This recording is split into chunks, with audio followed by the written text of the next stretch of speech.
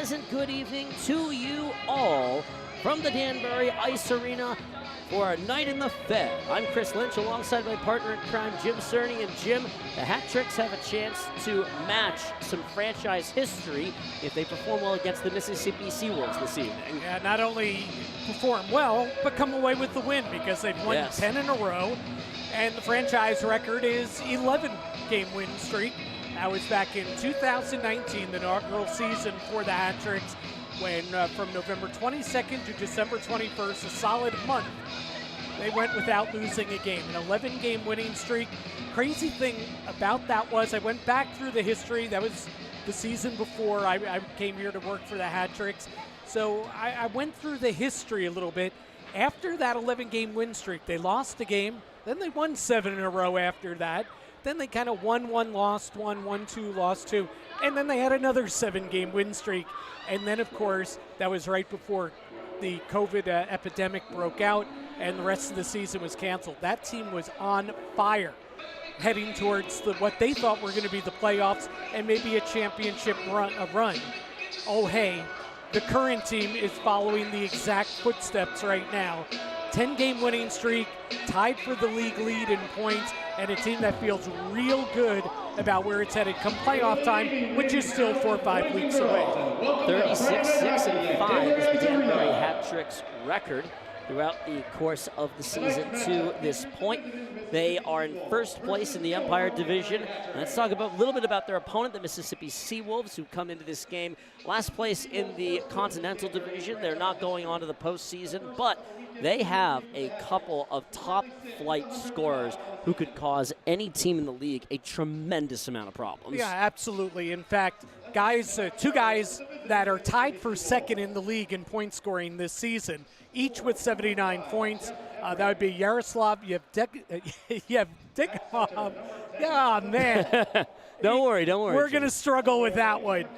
He also leads the league in goals with 45 already on the season. Just an amazing year that he has put together. It's a guy from 29-year-old from Kazakhstan. Certainly going to have to keep your eye on him. Earlier this season down in Mississippi, he had a hat trick in a 4-point game against the Danbury Hat Tricks.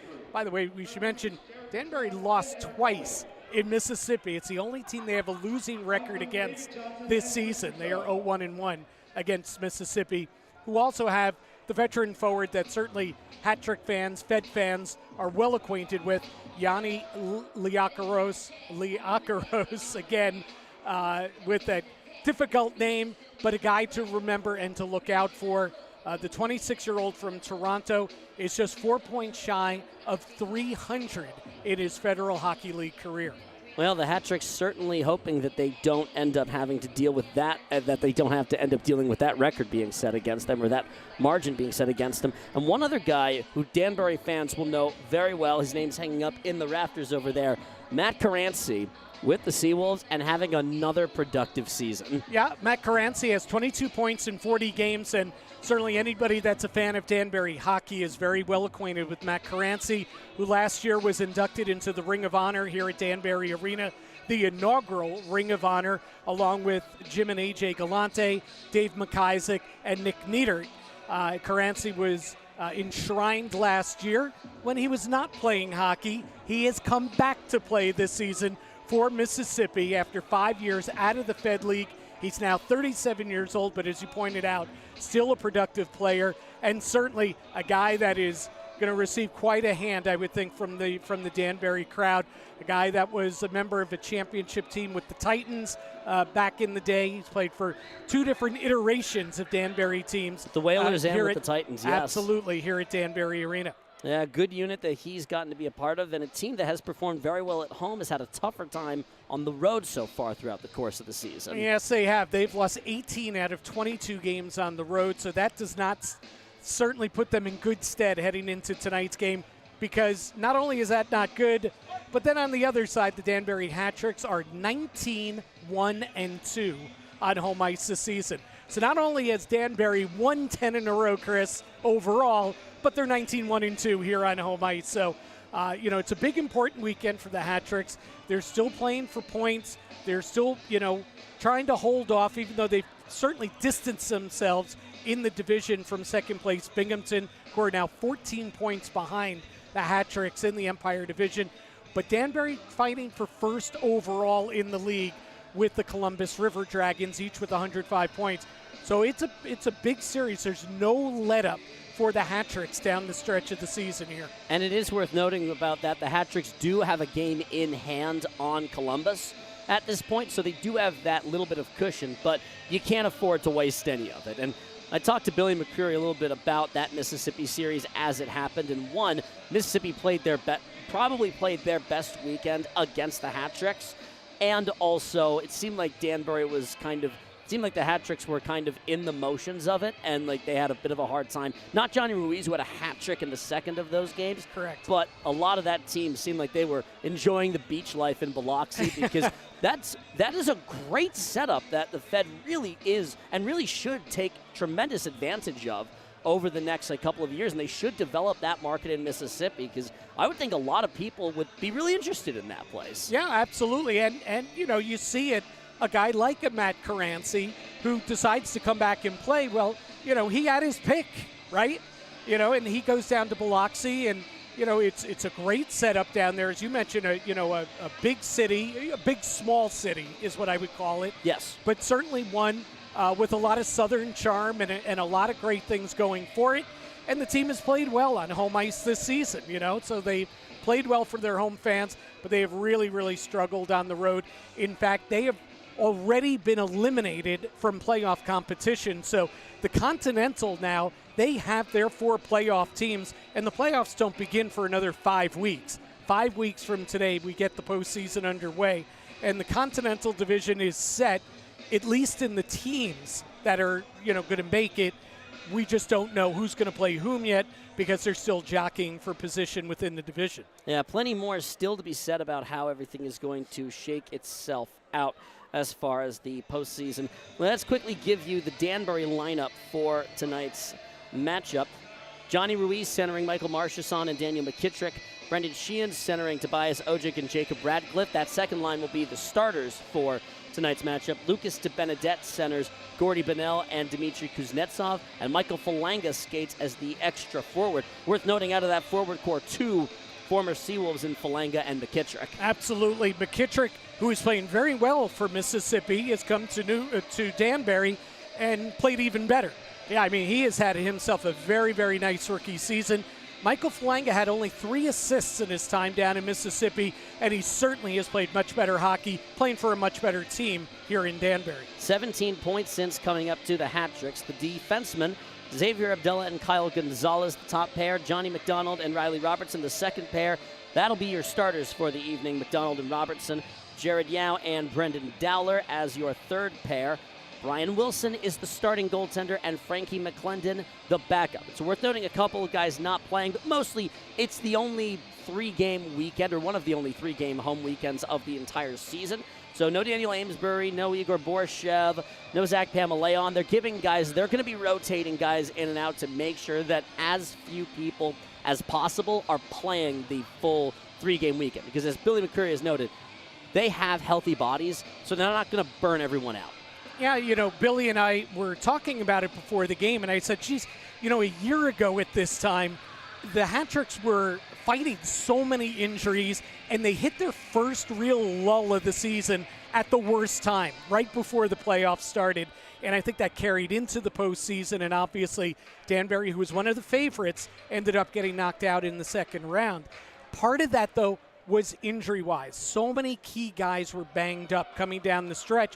The opposite, at least now, again, we still have 4 or 5 weeks to go in the regular season, but at least right now, the Hat-Tricks are as healthy as they've been all season, and that creates competition for jobs, guys, to play, to get in the lineup for the postseason, but it also affords, as you mentioned, Billy McCreary the opportunity to rest guys here and there because you have such a deep roster right now that's completely healthy. It's a unit that is ready to go and ready to compete. These guys want to play.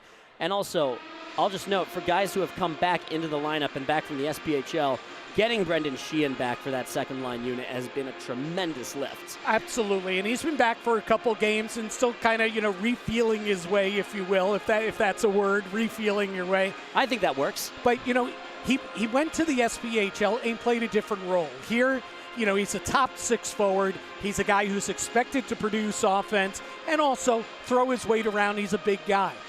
Well, he went to the SPHL, played well with Pensacola, but he only had one goal in that stretch, and it wasn't that he wasn't producing offensively, but he was in a completely different role, a bottom six role, as compared to what he played up here.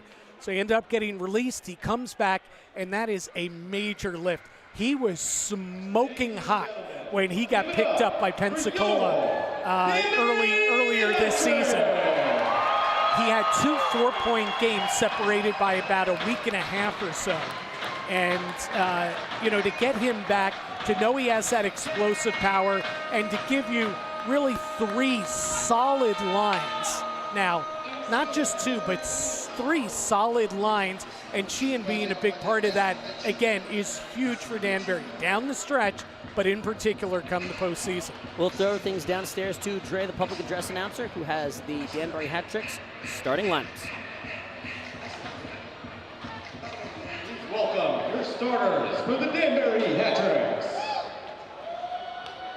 On left wing, number 96, Tobias Oger.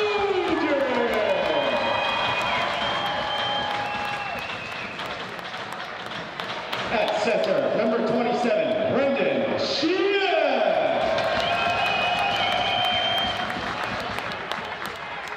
On right wing, number 44, Jacob Ratcliffe. On defense, number 8, Johnny McDowell.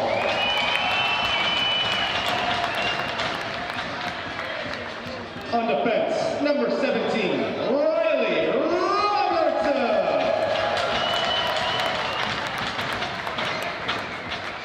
And in goal, number 30, Brian Wilson.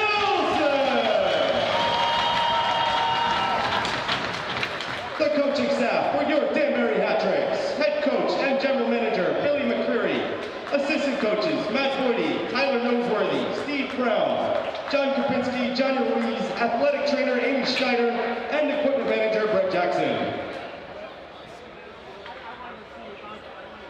Ladies and gentlemen, at this time we ask that you stand and remove your caps for the singing and playing of our national anthems.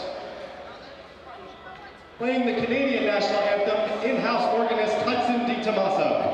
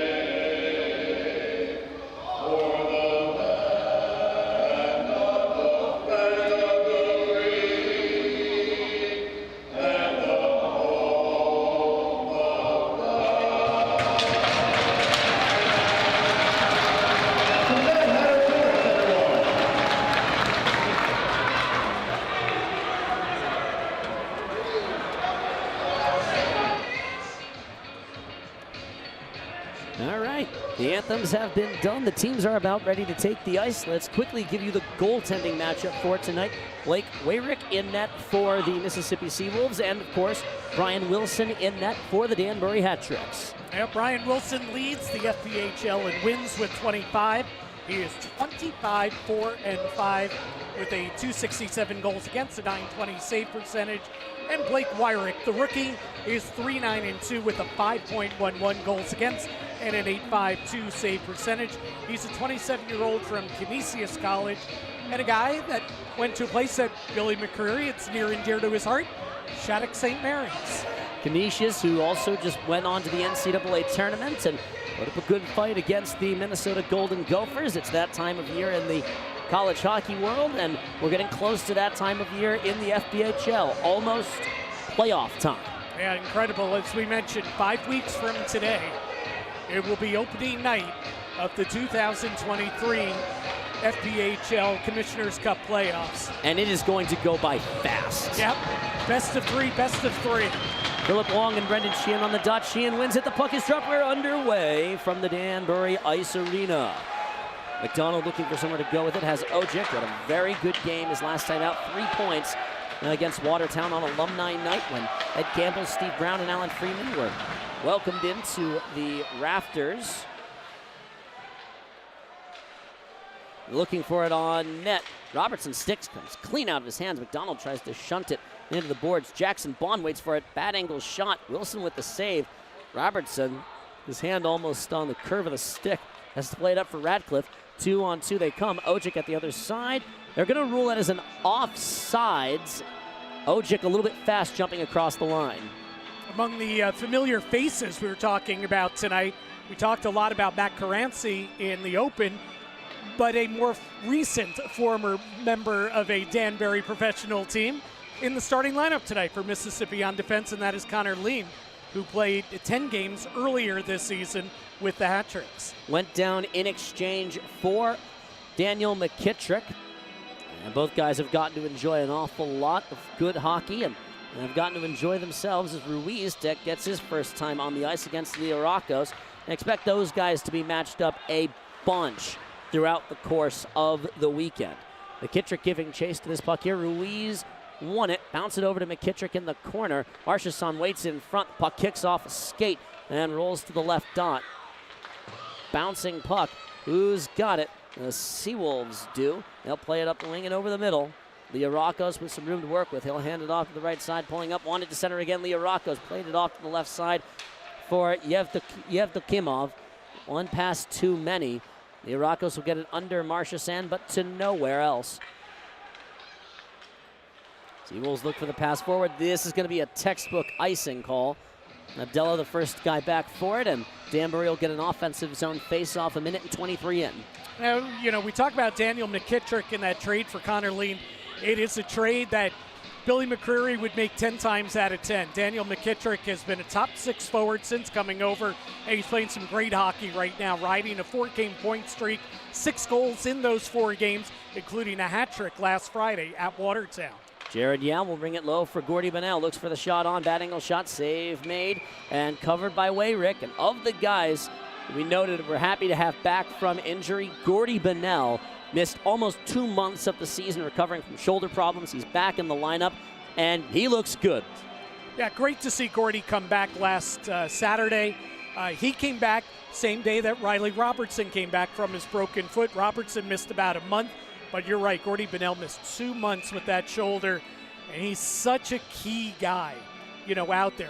Plays a 200-foot game, and he's a real big-time leader in that dressing room as well. Yao will walk this down the line. Yao sat out last week, on the alumni night. He'll flip it backwards for Bonnell. Looking for somewhere to set it up, tries to spin himself free, nearly blows a tire, kept the puck on his stick. De Benedette drags it, looks to shoot it, sends it wide. Dmitry Kuznetsov up to Brendan Dowler, tries to settle it, look for it on. Bounced into Gordy's skate. Kuznetsov will keep this in.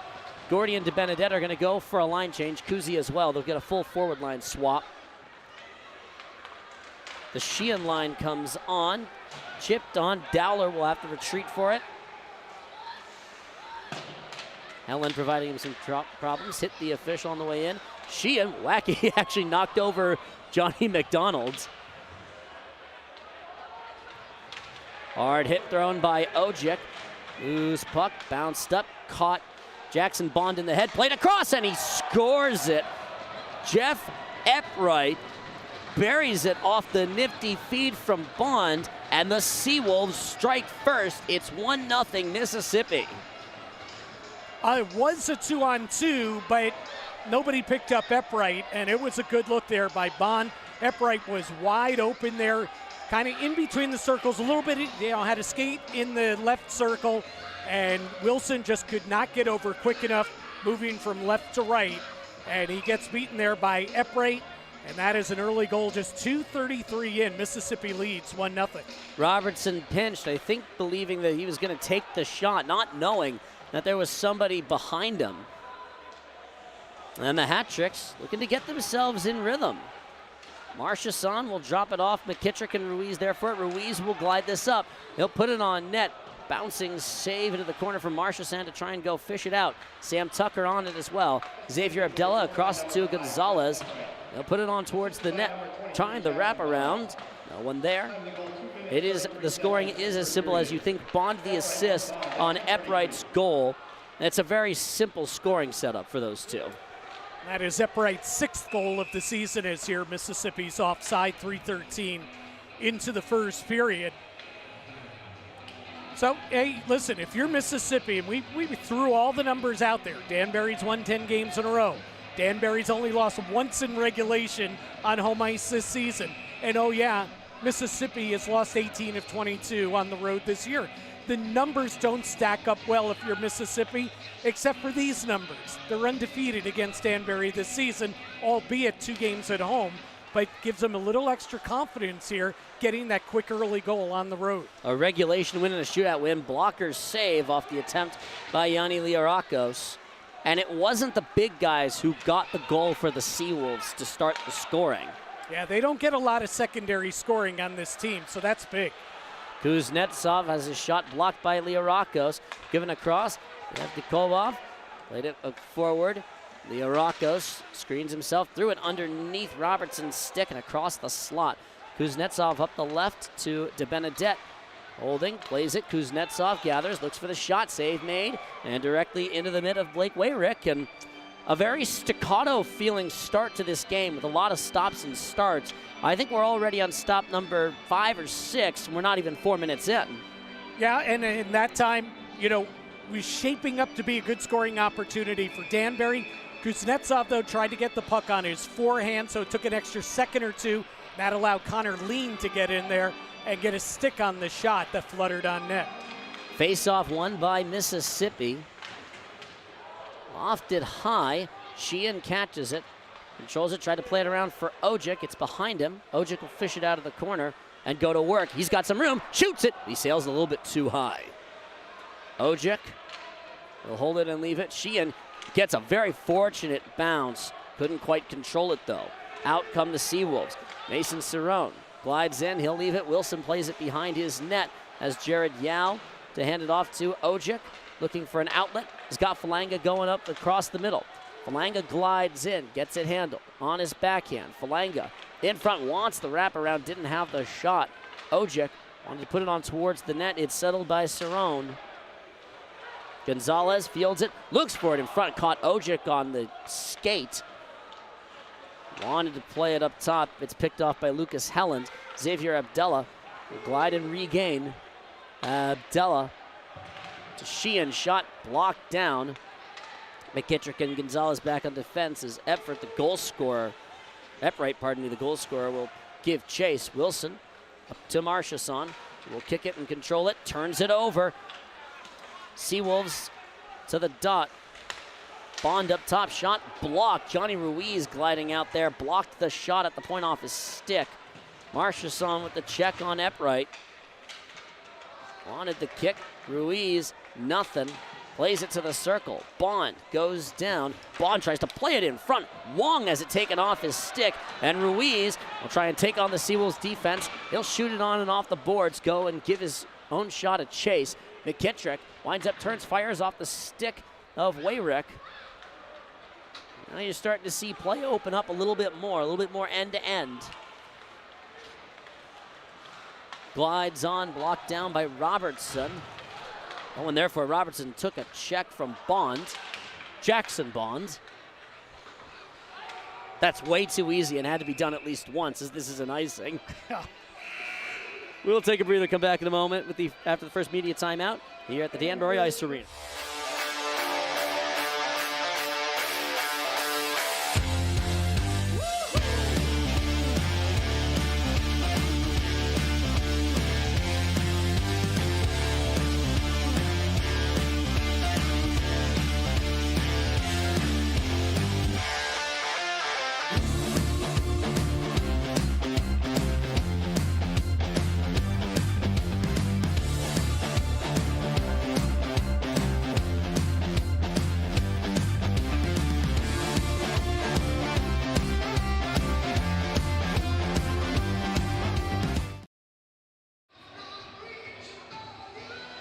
Well, TK's American Cafe on White Street in Danbury. If you stop by TK's, you should try one of their 76 amazing wings flavors.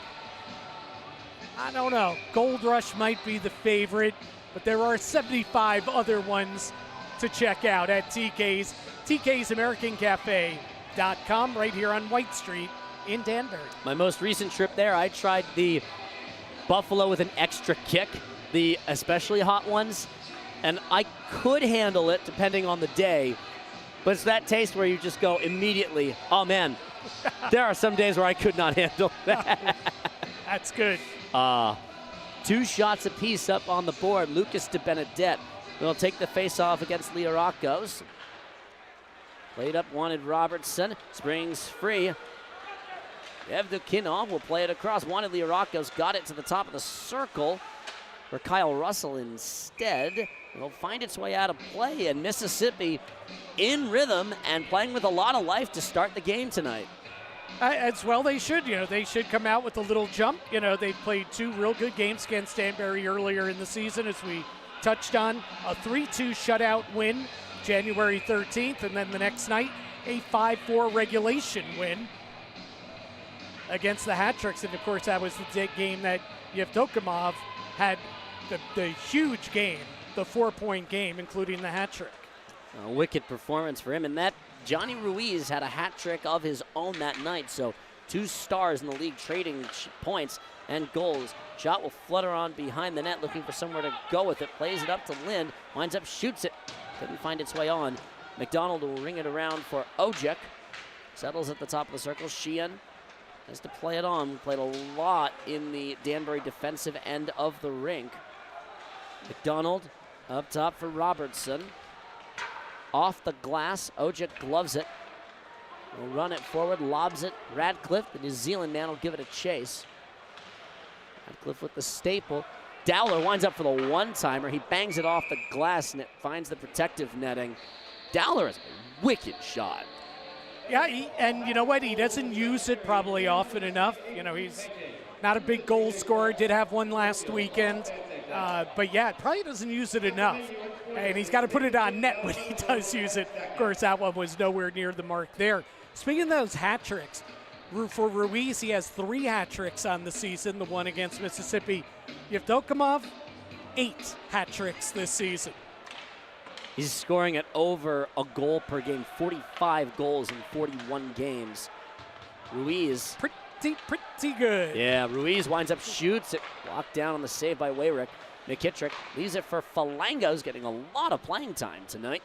Falanga, look for some room, leaves it for McKittrick, continues the cycle. McKittrick goes down, as does Mackenzie Schopfler, who's playing his first professional game, coming up from the ACHA unit at Indiana University of Pennsylvania. Yes, there is an Indiana in the state of Pennsylvania. Yes, there is. Yao will try and spring his way free. On a conference championship there did Mackenzie Schopfler, excuse me. Helland will settle it behind his own net. We've played about 8 minutes of the game. Kuznetsov settles it. Lobbed on net, wide, and sits on the apron of the goal with Bennell bearing down. trying to force the turnover. They almost do. DeBenedette had the right idea, just didn't quite connect on the pass with Gordy. Yeah, he wasn't even passing it really. He was just swiping it off the opponent's stick, and it came right out in front, but Gordy didn't expect it. It was the right idea. It's a good-looking play, and listen, Mississippi's doing a good job. I like what they're doing in front of their net. Danbury's not getting a lot of clear looks, if any. Bennell absorbs some punishment. DeBenedette tries to spring himself free. Bennell up to the point, cross for Gonzalez off the pass from Abdella. Almost another good keep, and on comes Bond. Gets by Gonzalez, Abdella in front of him. Bond on a knee, left for Ojic. And played out to neutral space. Gonzalez and Learakos jostling behind the play. It'll be a knock it off, boys, from the official, and keep playing. Gonzalez knocks it down. Learakos caught it. Are they going to say that found its way out of bounds, or out of play and over into the bench? Yes, they are. So behind the play, Learakos was a part of it, but it was Bond with a cross-check right to the lower back of Gonzalez. Knocked him down to his knees right in front of the official. No penalty was called. And then Gonzalez followed Bond out of the zone to the red line. And as you said, then the referee was like, all right, knock it off. But Gonzalez was none too happy about that cross-check. Bad bounce off of Radcliffe. Learakos just trying to control it. Will play it up to the boards. Nice pass. Robertson going to give him chase. Yep, Kimov will play it to the circle. Learakos holds it. McDonald, a nice check. Sheehan will charge his way forward. Radcliffe up to Ojic. Ojic at the circle. Glides in, shot. Kick, save. McDonald from the point. Shot blocked down. Caught Sam Turner on the way in. And this is going to turn into an icing with 10:17 left.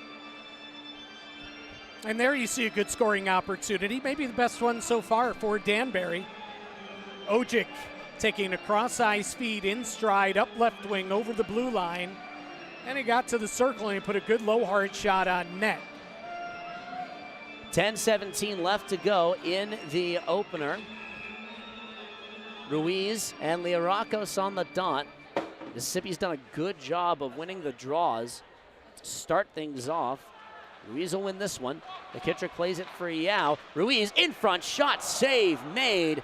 That's exactly what the hat tricks want. Ruiz in shooting chance. Marchesson shot, save, made. Wayrick with a couple of enormous stops right here before the 10-minute mark. Yeah, the second one on Marchesson, that's the save right there. Marchesson gets the pass, skates in between the circles. He's all alone, and I thought he had him beat. And a really good right pad save by Wyrick. On the earlier chance by Ruiz, Johnny just didn't get good wood to it. He just didn't get the shot that he wanted. He was in perfect position, but did not get enough on it. Dowler with the shot away. McKittrick trying to keep it in, bounces through Ruiz. McKittrick on the loose puck, plays it to Ruiz. Marchesson on the left, walks in, circle shot, nifty glove hand save. Wayrick putting on a show. We've got the under 10. We'll take a breather and hop back in a moment from the Danbury Ice Arena. Right off the jump, we've got ourselves a line ball. Robert Hyde across the glove. We're going to have a fight at center. Levesque with a couple of big rights. He scores!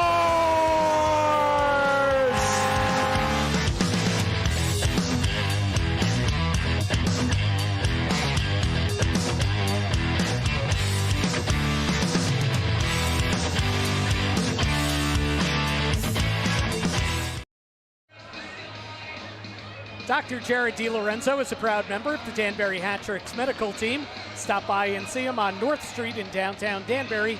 Feeling good is an option, and Dr. DiLorenzo and his staff can get you there. And how about the young goaltender, Blake Wyrick, with a couple grade A stops.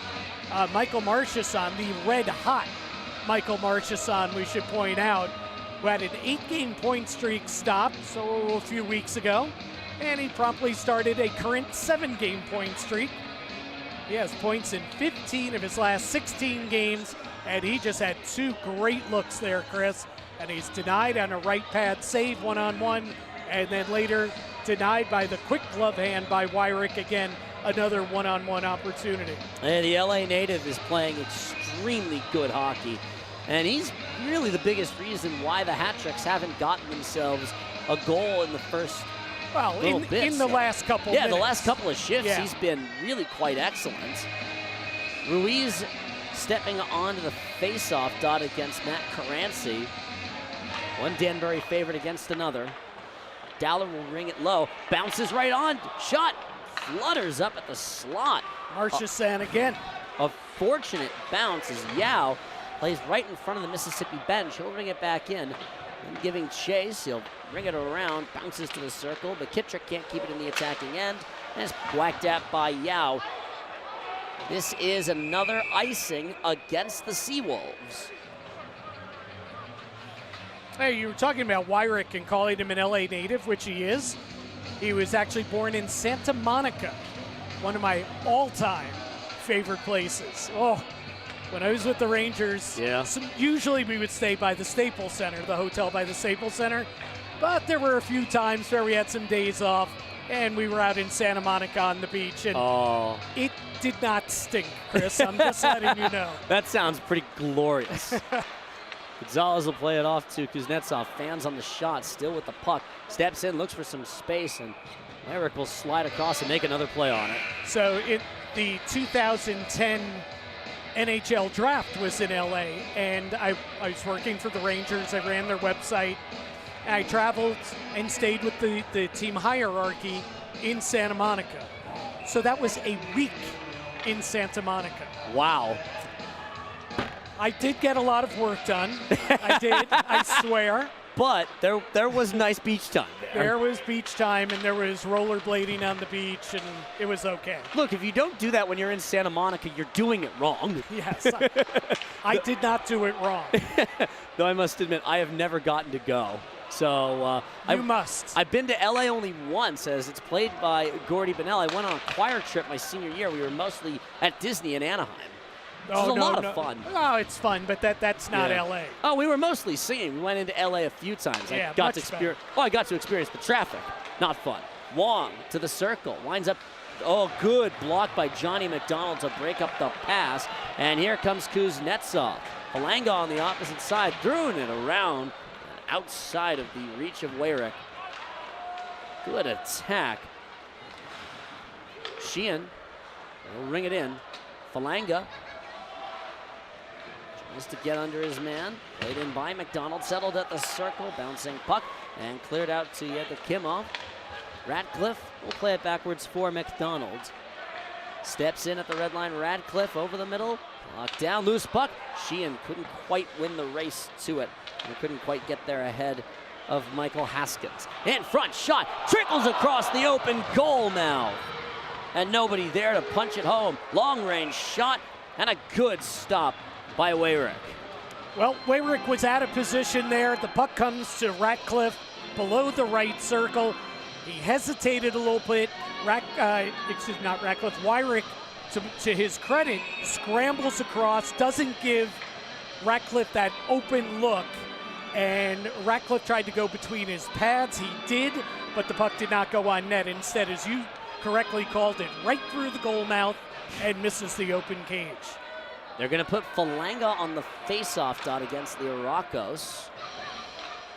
The Irakos will win this one, and no, we're going to have to do that all over again. This is one of my least favorite things in all of hockey is the face-off. Absolutely, the face-off that gets whistled down, but neither guy got thrown out of there. They're still in there, so why did the whistle blow? This is that play. We're showing it again as the puck just came across the open mouth as a wicked chance for the Hat-Tricks as Wilson will play it up to Palanga almost at the blue line. Well, that was pretty aggressive play there by Wilson. Ratcliffe will pitchfork it in. Sheehan giving chase. He'll win it, tumbles down. Loose puck, where is it? Turns over. Ratcliffe misses the shot wide to the right. Marchessault will play it to Gonzalez. Oh, great chance for the Hat-Tricks, just not quite on net. The Kimov will glide it in. Takes the check from Gonzalez. Marchessault spins out of the worst of a hit from the Irakos. Ratcliffe floated over the middle for Marchessault. He'll gain control of it, spinning with it. Will play it into the boards. Ruiz front, pass doesn't connect with him. McKittrick takes the check, tries to force a turnover and can't.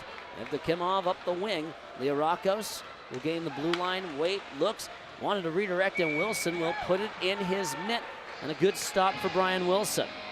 Well, Ratcliffe in the right spot at the right time twice in front of the net. We detailed the first shot that rolled through the goal mouth wide, and then an even better look and an even better shot. I mean, he got everything on that shot from about 15 feet out.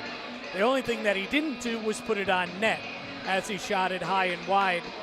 Ratcliffe with 2 goals in his first 10 games since coming to the Hat-Tricks. It's a welcome addition that he has brought, a welcome presence that the New Zealand native has brought from, not the land down under, that's Australia. New Zealand, the Kiwi land.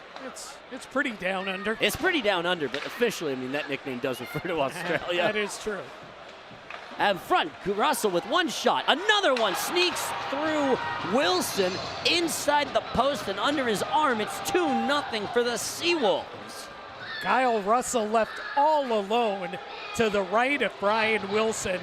And Wilson made the first save, but the rebound came right back to Russell. And nobody came to play Russell. And he went with the same shot again. He tried to go up high, and that one just was able to leak through Wilson. Russell's 3rd goal of the season, and at 13:40 of the first period, it is Mississippi 2 and Danbury 0. Boy, this is about as good a start as you could hope for the Seawolves. A, nobody left him. B, he had 2 clean shots just right in front of Brian Wilson. I mean, it was 1-on-none. It was just him and the goalie. Nobody came to play Russell, even in the time that it took to get his own rebound and shoot it again. Dowler will flip this out. Karanci had the rundown. Kuznetsov tries to flip this out, kept in and rolled on down into the corner. Yao will flip it around for Dowler. Kuznetsov waits for it. Whacks at it into Benedette. Kicks over the middle. Yao sprinting in. Yao will pull this up. Assisted by number 16, Yaroslav Yevdokimov gets an assist, so he'll run his gaudy point total to 80 points. He's the 2nd player in the Fed this season to get to that mark. Gus Ford, the only player with more. And Liarakos also with an assist, so the 2 top scorers for Mississippi both pick up helpers, and they each have 80 points on the season. 3 players now with 80 in the league. Yep. Ratcliffe will try and lob it on. Ojic waits for it. Ojic will put it up. Xavier Abdella. Somewhere to go. Sheehan tries to win it. Bush Anderson went down, snuck underneath Ojic's stick. Now under 5 to go. Ojic at the circle. Shot blocked away by Wayrick. To his credit, has played a very good game in net. Yeah, he's looked good. 3-on-3 over the middle, up to the blue line. Pulls up at the circle, wanted to put it on towards the net. Nearly got a clean shot. Hard hit by Sheehan. And played all the way back to Lind at the Seawolf bench. Glides into the circle, poked away by Xavier Abdella. Threw a check at it. Ojic will try and work on it. Up to Kimov. Puck will work free up to the blue line. Steps to the left. Lind walks in, holds it, plays it right. Shot on into Wilson's mitt. We've got the under 5. We'll take a breather, come back in a moment for the final stretch of the first here on the Danbury Hat-Tricks YouTube channel.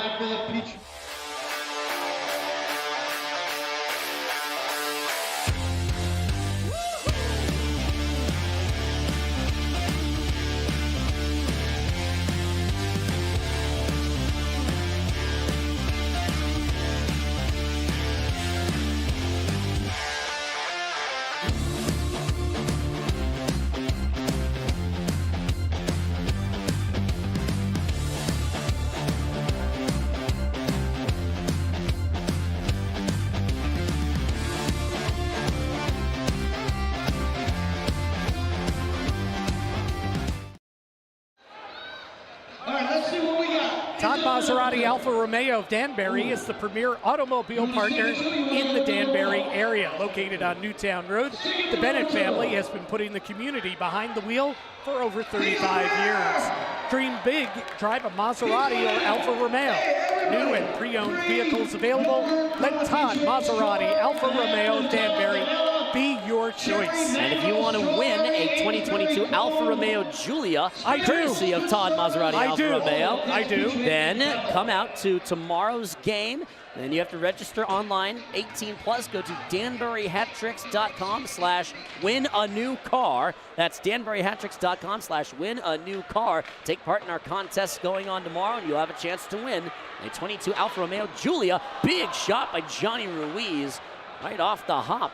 Robertson settles it, tried to throw it across for Marchesson. Ruiz will win the race to it. Go for McKittrick. Underneath Lind. Marchesson has to work this on. Ruiz.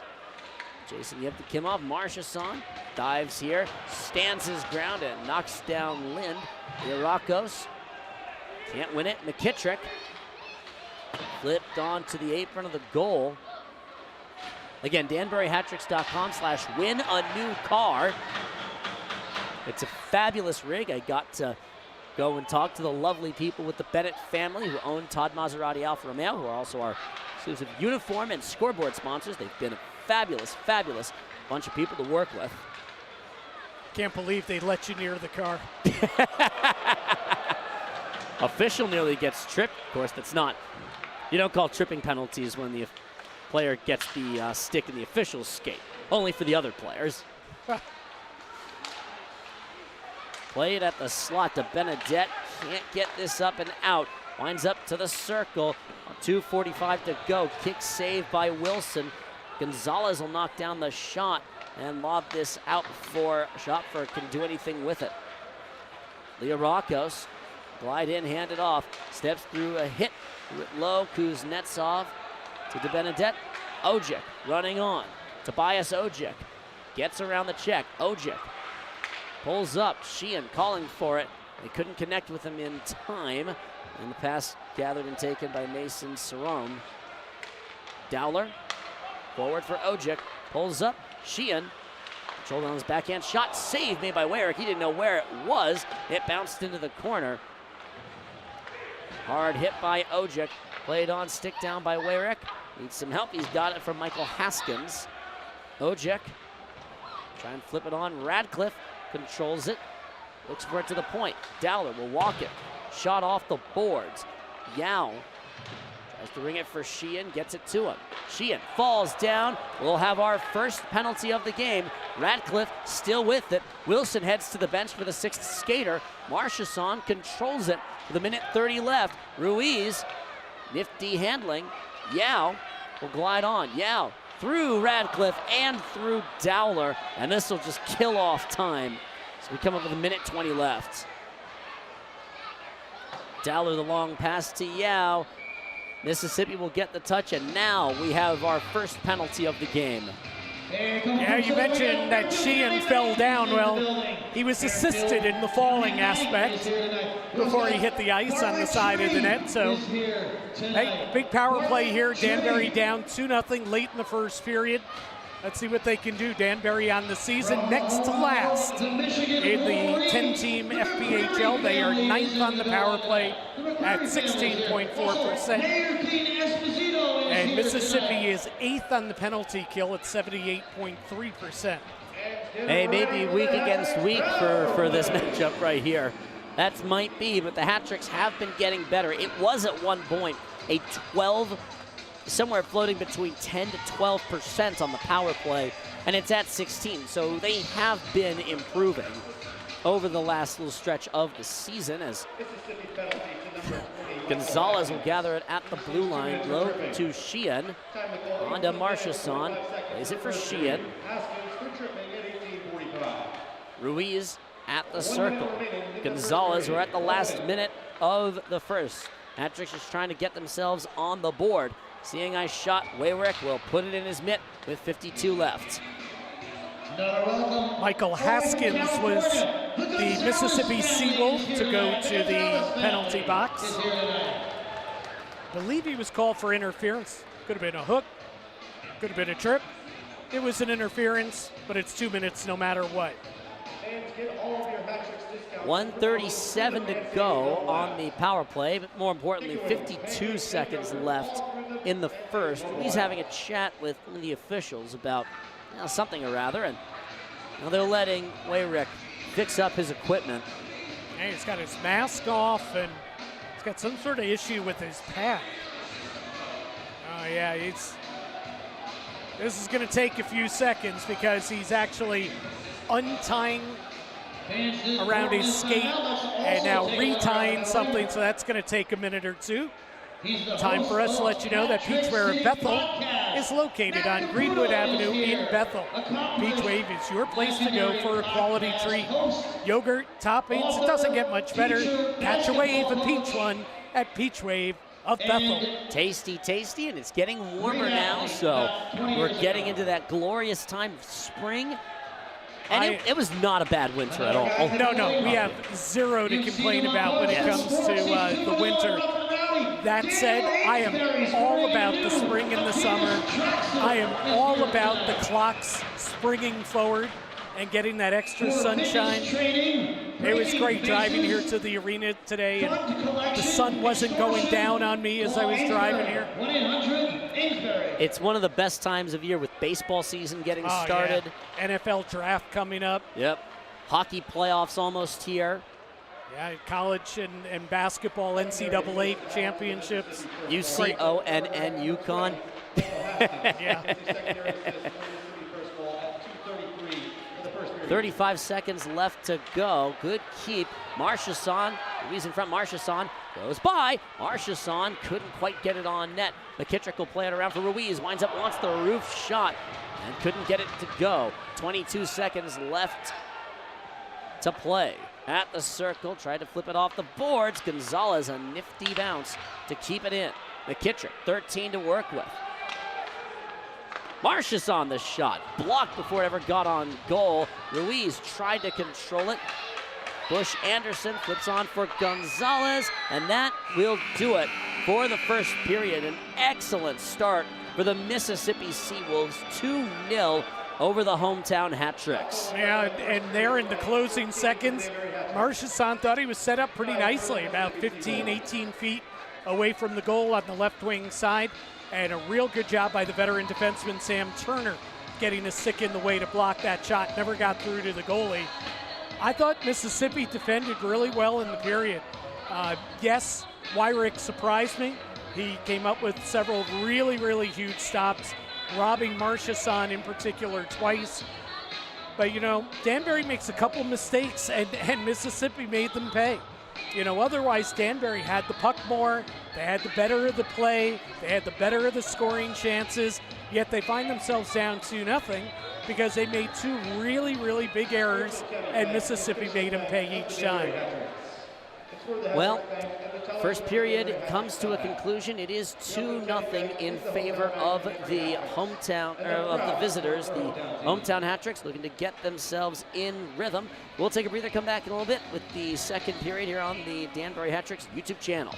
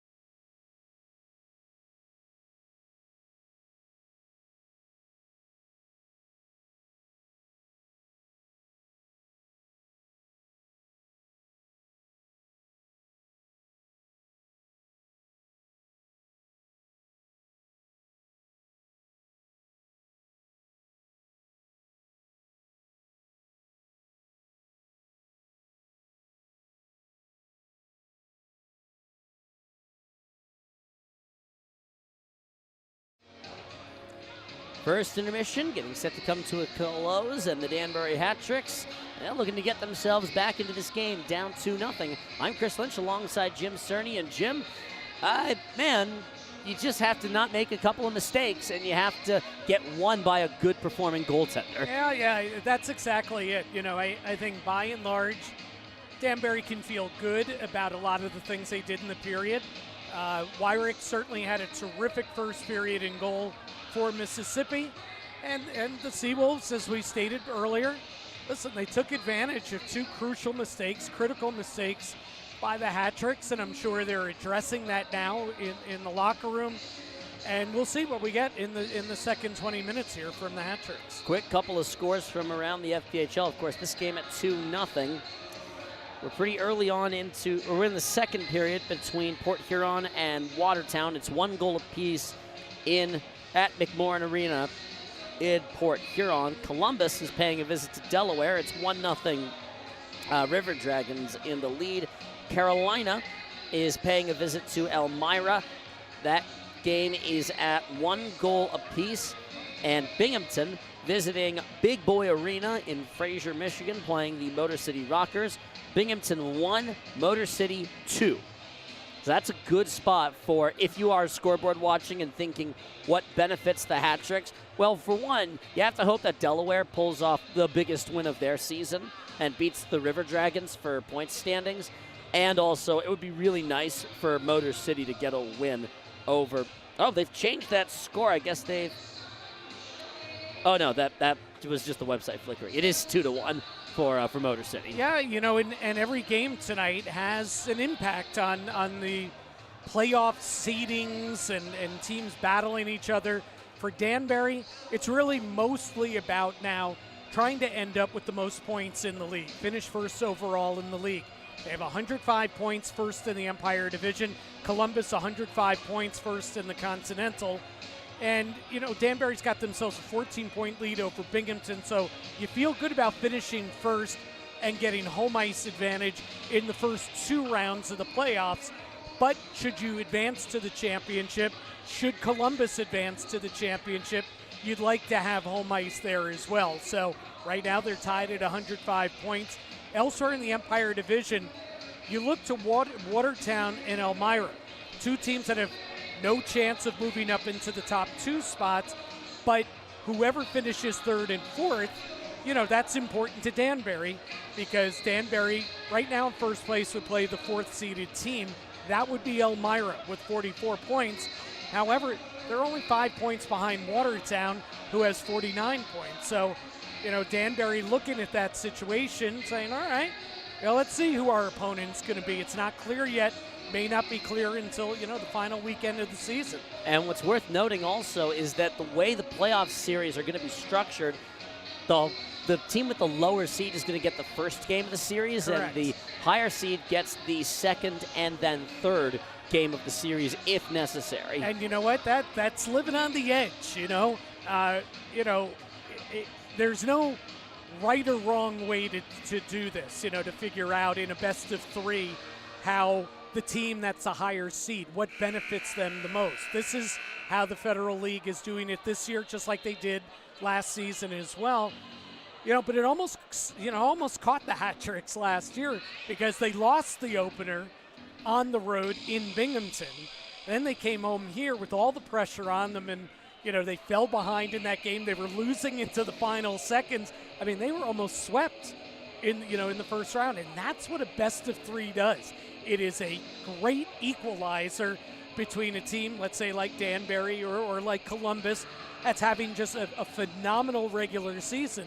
You can make one pratfall, you know, in game 1 on the road, and all of a sudden, man, you're facing elimination, you know, and a couple more mistakes, you know, when you return home the next night, and your season could be over. And Danbury was that close to being eliminated in game 2 of the first round last year. Obviously, they ended up winning in overtime. Nick Levesque with that game-winning goal there, and then won 5-3 in game 3 on home ice as well. So maybe home ice did work in their favor, but I mean, you're walking a thin line, you know, and everything you do for months on end could just fly right out the window.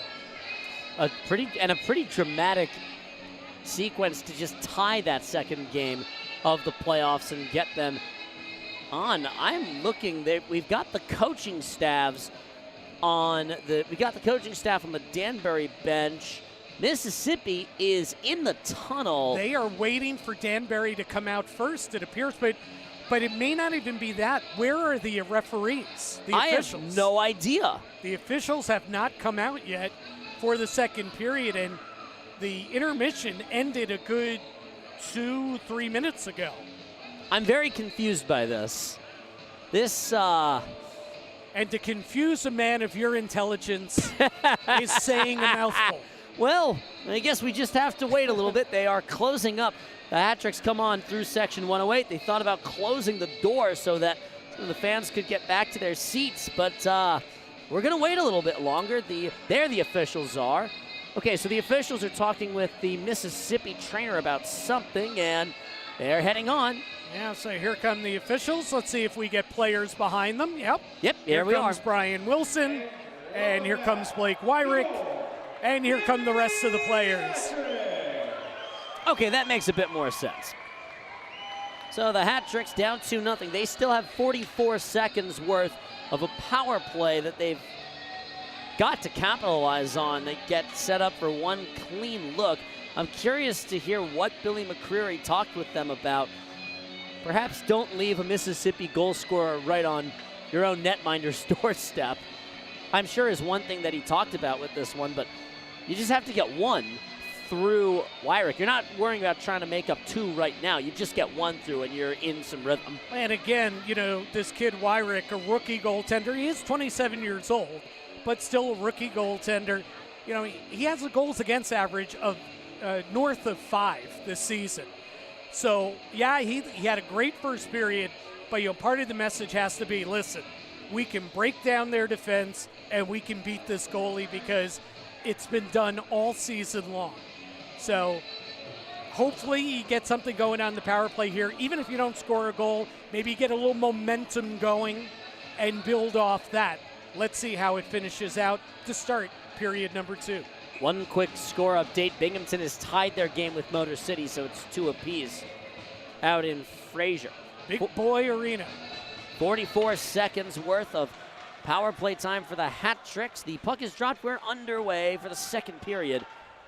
Danbury going from right to left across your internet waves. They almost turn it over and nearly give a clean-on shot. Wilson had to stop a puck, and a poor start. McKittrick has to play this over to Sheehan. Yeah, Gonzalez lost it right out in front of his own net, and Wilson scrambled down and got the left pad out and kicked it away. 15 seconds of power play time. They'll get this set up. Sheehan at the circle. Looked for it in front, wanted McKittrick. Ruiz, it sneaks underneath his stick. That'll kill off the remainder of the power play time, and one bit of the offense that's been a bit of a problem for much of the season continues to be a bit of a nuisance. McKittrick leaves it for Dowler, who winds up and blasts it on goal. Stopped by Wyrick, and there's that shot that you were talking about in the first period. That was a good one, too. Nice, low, just drove it hard on net. Good shot by Dowler. Pinballing puck right at the red line. Glides in. You have to Kimov. We'll try and put it on towards the net. Leo Rockos through Gonzalez. Falanga up the wing, has DeBenedette over the middle. Lucas DeBenedette has to whack it on at the circle. Leo Rockos will catch it and play it. Leo Rockos, a player and an assistant coach. Remember, no Joe Pace. He's gotten himself a suspension, so. Yeah, he's serving a 4-game suspension. He is a player coach. Oh, a beautiful finish. And Mississippi leads 3-0. Kyle Russell, textbook pass across, and Mississippi playing one of their very best games of the season.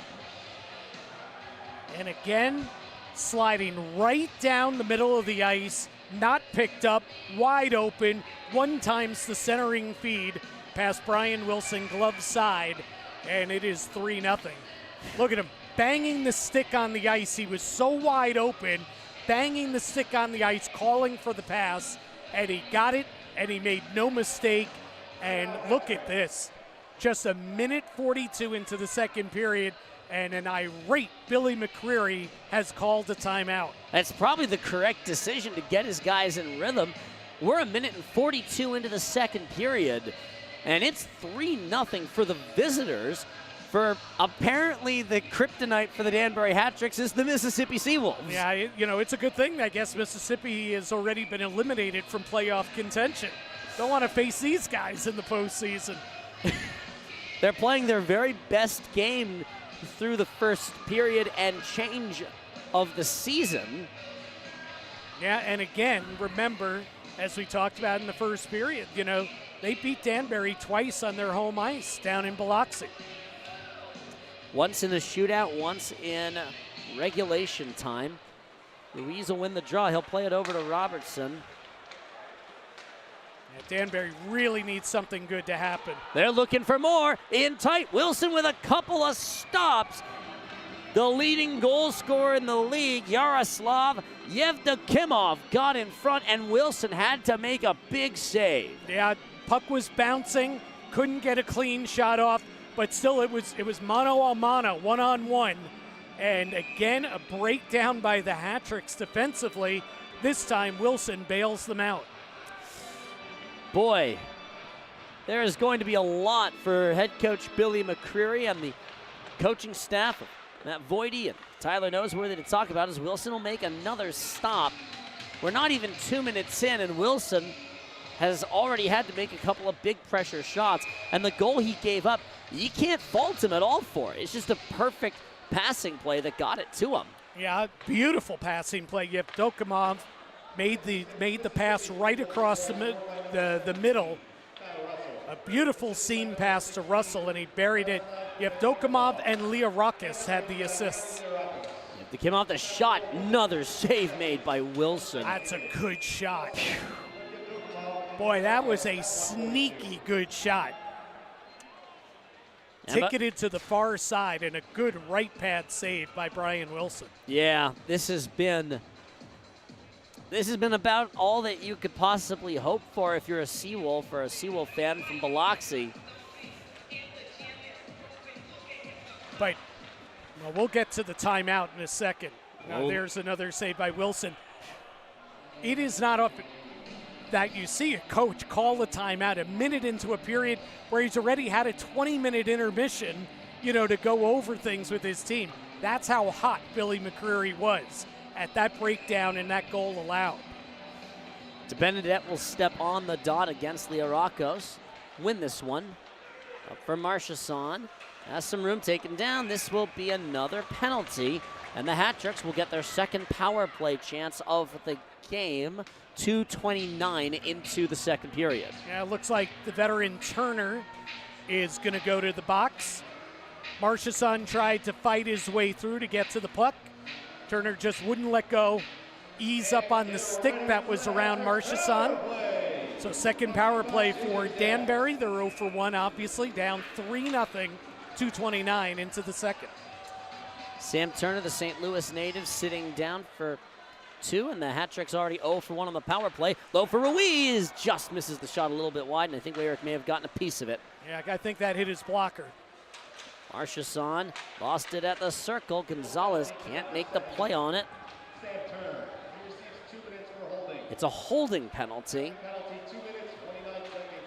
Turner this season trying to look for his penalties in minutes, but the Hat-Tricks an opportunity to capitalize here. They're fumbling with it in their own end of the rink. That is only Turner's third minor penalty this season. Odd person to take a penalty at that point, but sometimes it happens. Ruiz with a blast, bounces to McKittrick and over his stick.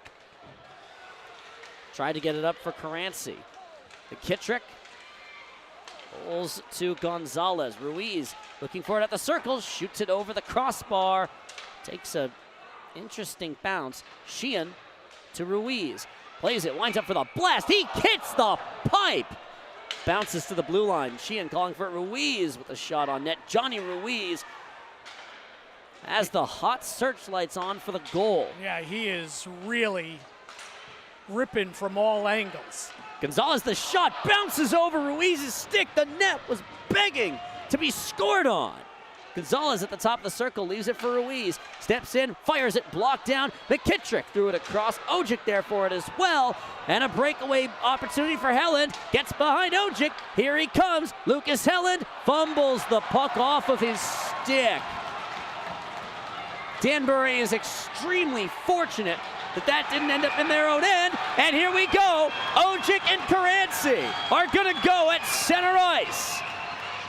Let's see who makes the first move. Ojic gets in. They've got each other in their hands. Couple of overhands from Caranci. Helmet comes off. So is Caranci's jersey. Goes down, and Ojic flattens him.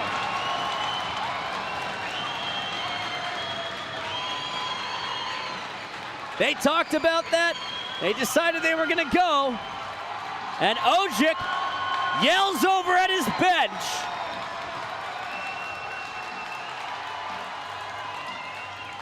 Yeah, he's trying to fire up his team.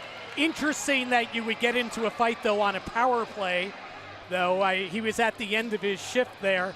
It's a little bit of a surprising time, to drop the gloves at center ice with Matt Caranci.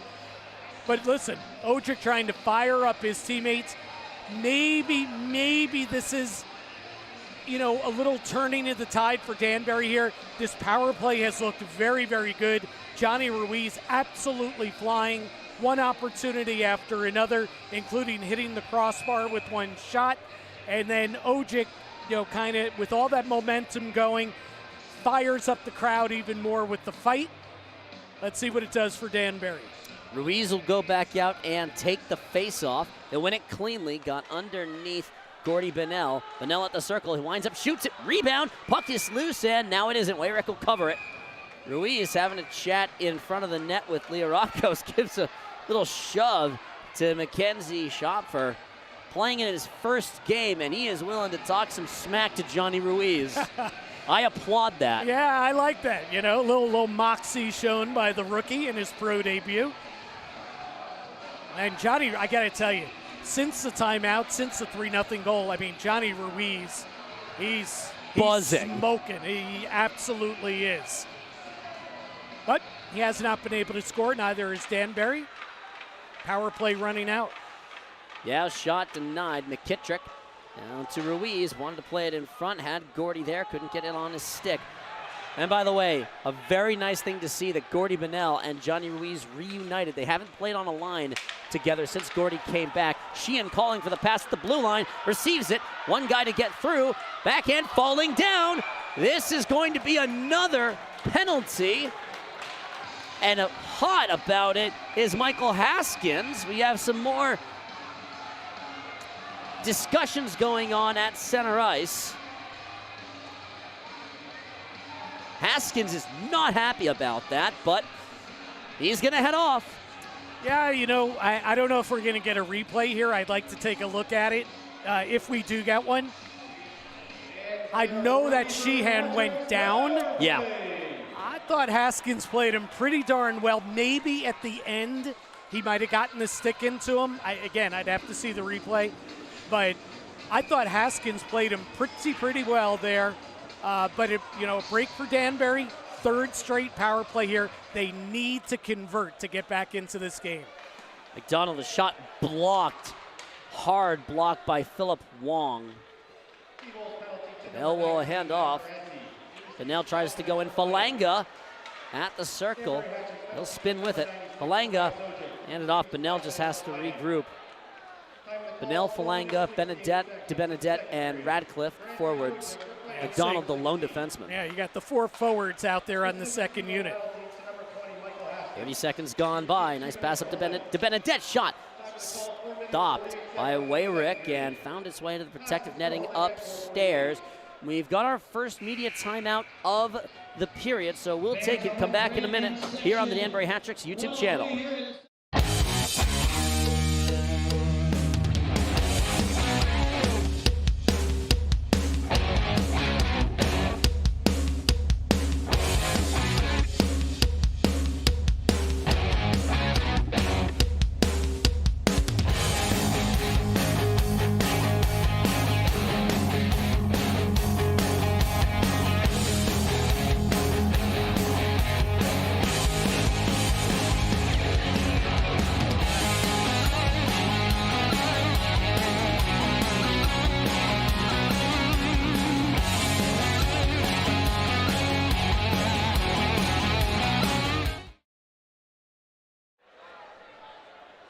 Well, the Texas Roadhouse is located on Newtown Road in Danbury. It opened its doors locally in 2017 and is known for hand-cut steaks, cactus blossom, fall-off-the-bone ribs, made from scratch sides, and fresh baked bread.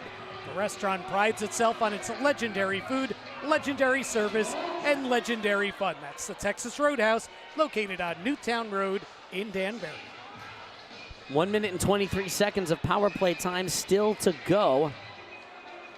The officials were telling Bush Anderson and Marchesson to back up from the circle, at least a little bit so.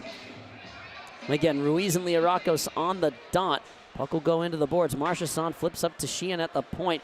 Gets by one man. Threw it across for Gonzalez. Walks it across the blue line. Sheehan holds it. Gonzalez tapped to Marchesson. Winds up and scores! There's the goal the Hat Tricks needed. And Marchesson goes up and taps the glass in front of Tobias Ojek. Danbury, finally a power play goal. And they've got some life to him now.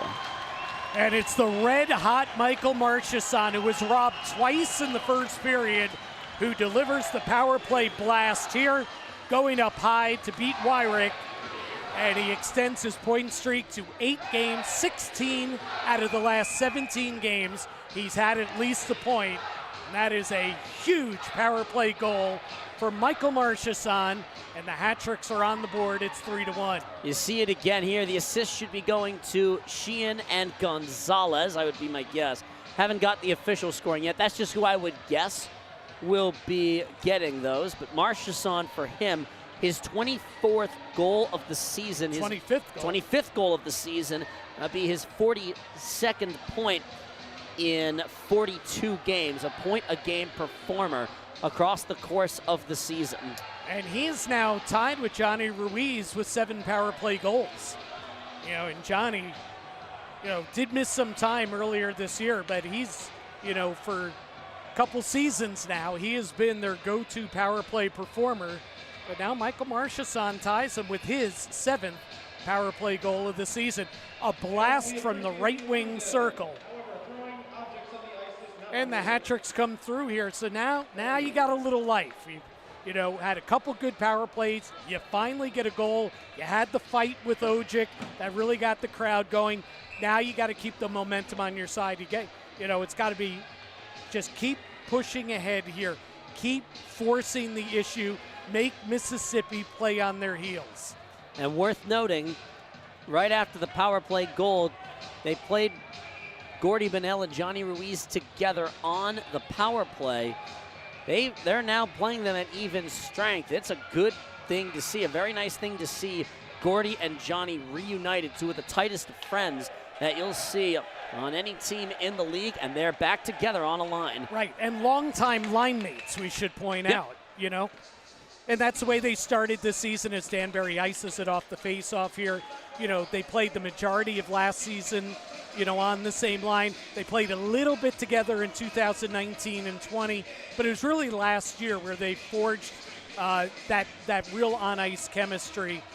Even strength, shorthanded, and on the power play, they were always out there together.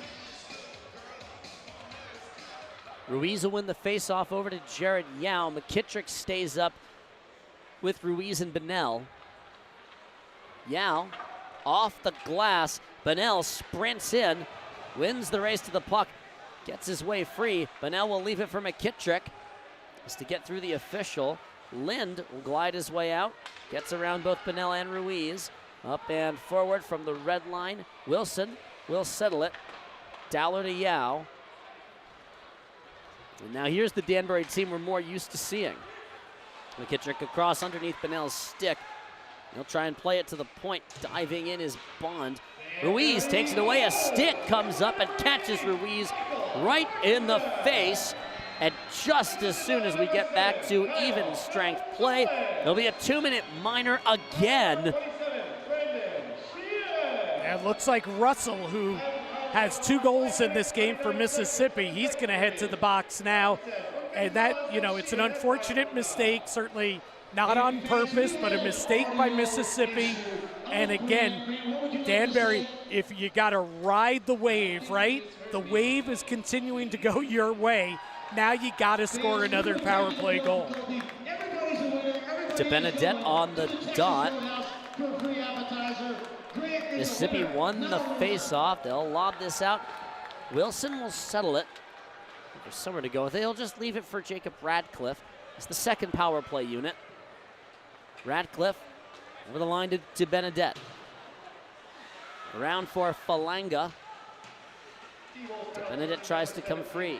Falanga holds it. Try and work it to the point.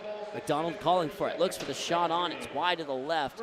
Bush Anderson gets it through McDonald. Radcliffe has to sprint. Raleigh gliding on. Can't win the race to it. DeBenedette settles and glides in across the blue line. Left for Falanga. Nifty play through. In front for McDonald and couldn't quite control it for a clean shot on goal. Probably should have shot it. Tried to, you see Johnny Ruiz crashing down the middle of the ice. You're going to look for Johnny, but he probably should have shot that puck. Cross for DeBenedette, caught him on the skate. Lucas DeBenedette will leave it for Radcliffe. He's somewhere to go with it. McDonald steps in, fades. Falanga shot, kicks its way wide. Had the right idea, put it on net. McDonald, Radcliffe. Walk it. Radcliffe tried to put it on towards the slot. It's by McDonald. 35 seconds of power play time left. Hattricks will get another change. Wanted the long pass ahead. Lynn picks it off and will glide its way on. Winds up, shot, fluttered and blocked before it ever turned into a clear opportunity. Here comes Marchesson up the wing. Marchesson, shot off the glass in front of section 108. Sheehan, Gonzalez, 10 seconds of power play time left. Marchesson will play it up to Gonzalez at the point. This is the fourth power play that the Hattricks have had tonight. They'll miss on this one. Still in the offensive end. Marchesson trying to work this puck free. Ruiz and Eppright will end up taking it away. Flings it forward, settled by Gonzalez.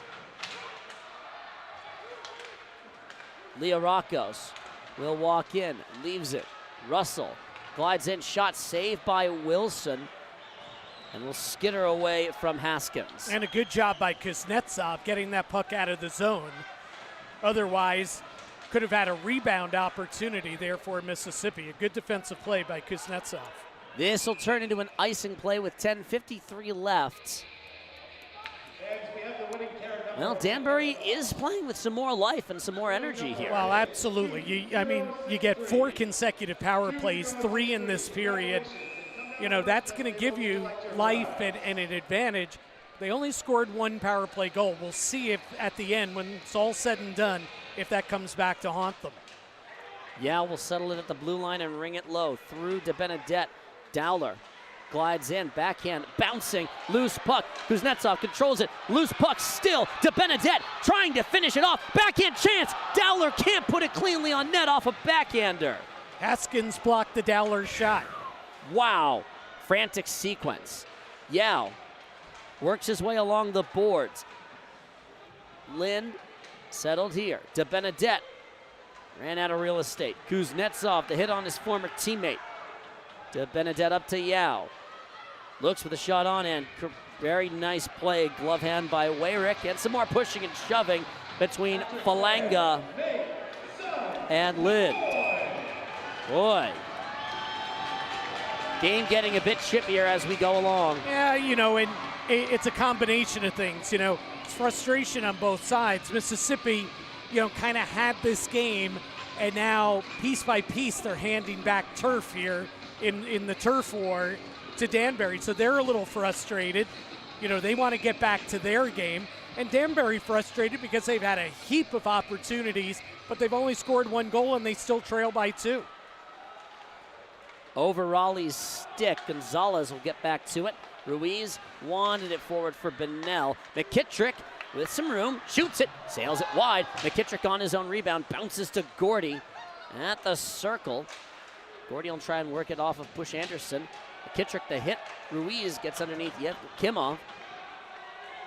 Bennell settles and holds it.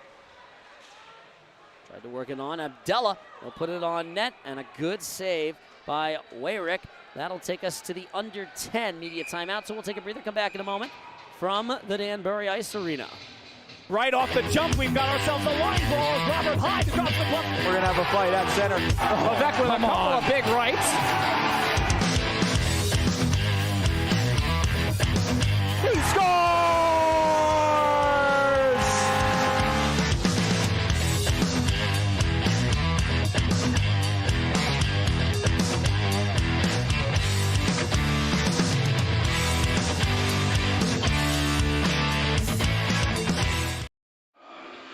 Well, for a comfortable stay with great amenities, the only choice is La Quinta by Wyndham right here in Danbury. Ask for the Hat Tricks Friends and Family rate. You can't beat it. La Quinta.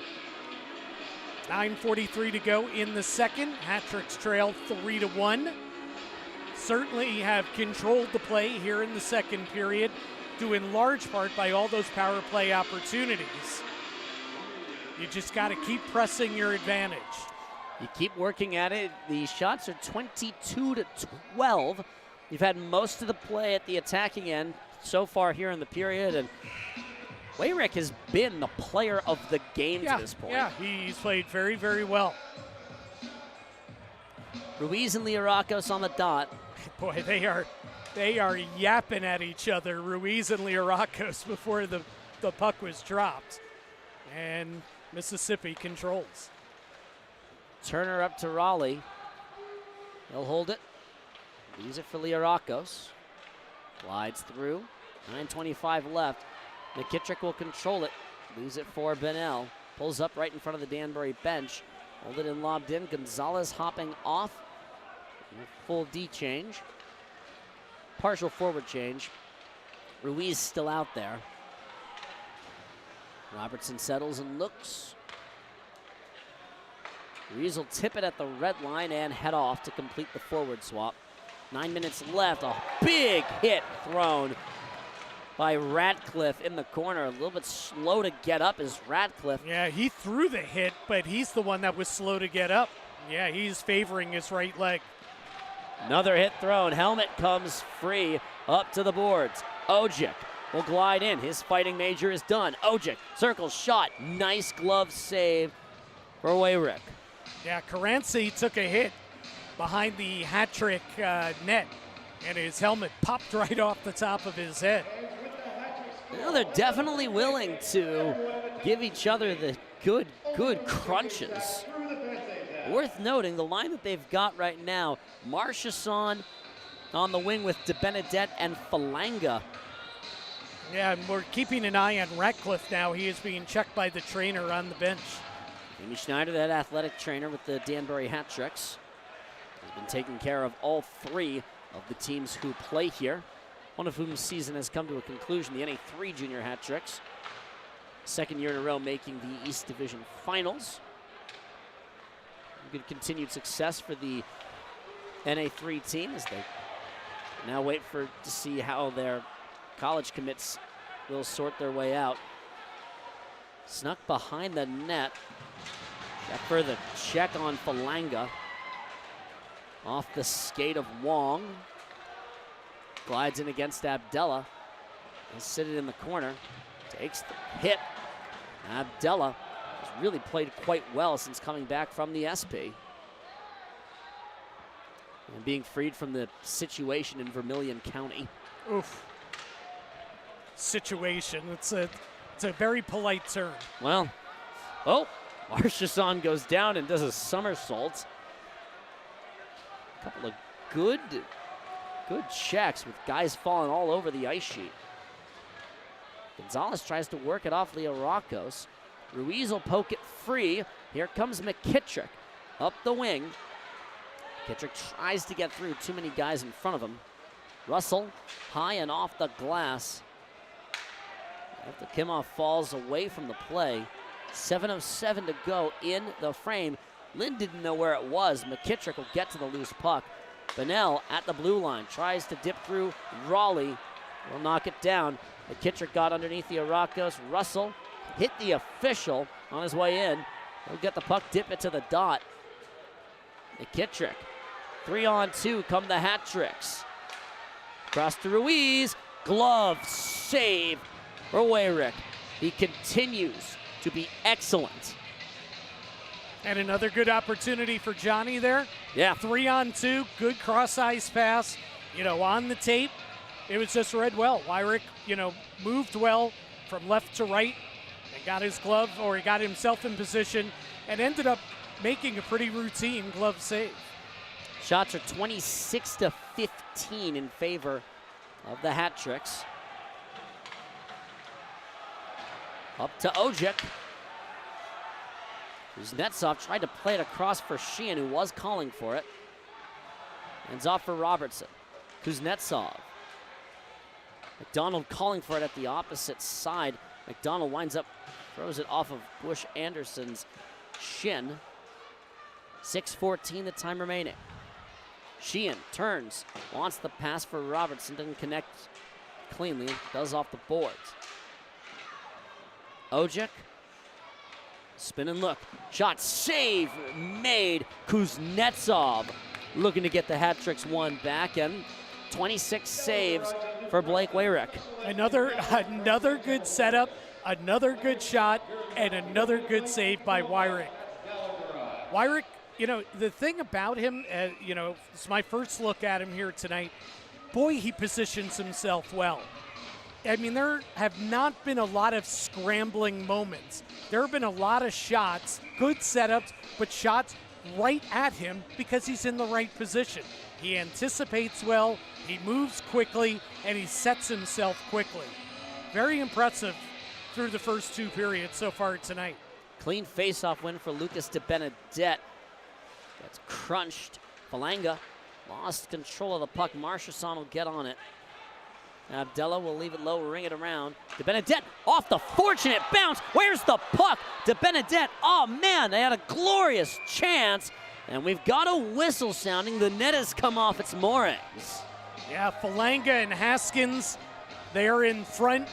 Falanga trying to get through to get to that bouncing puck. Boy, a weird sequence, and again, just after I said, boy, Wyrick hasn't had to, make too many scrambling plays. That was a scrambling, broken play, and he comes up big again. Broadcaster's jinx in full effect. Yeah, full effect. De Benedette will hop on the dot again against Philip Wong, who took the opening face-off. The officials came over to have a chat with Billy McCurry about something or other. De Benedette will win the draw. Gonzalez to Marchesson. De Benedette left it at the circle for Marchesson. Puck still free. Falanga winds up, wants to put it on towards the net. Still loose. Kick save by Wyrick. Marchesson with the hit. Knocks down Haskins. Bond can't get it out. Abdella leaves it here. Haskins will hop out. Gonzalez will work it on. Marchesson lost it. Abdella keeps it, steps around one man. Abdella, the shot blocked by Wong. It's a good block. Boy, that's a good block by Wong, right? Under 5 to go in the second. Glides in, off sides. That'll take us the under. Well, we got a little bit more of a confrontation. Gonzalez tied up. The officials are going to try and break that up and not let any more happen. They'll send everyone back to the bench, and we'll go to a quick pause here on the Danbury Hat Tricks YouTube channel.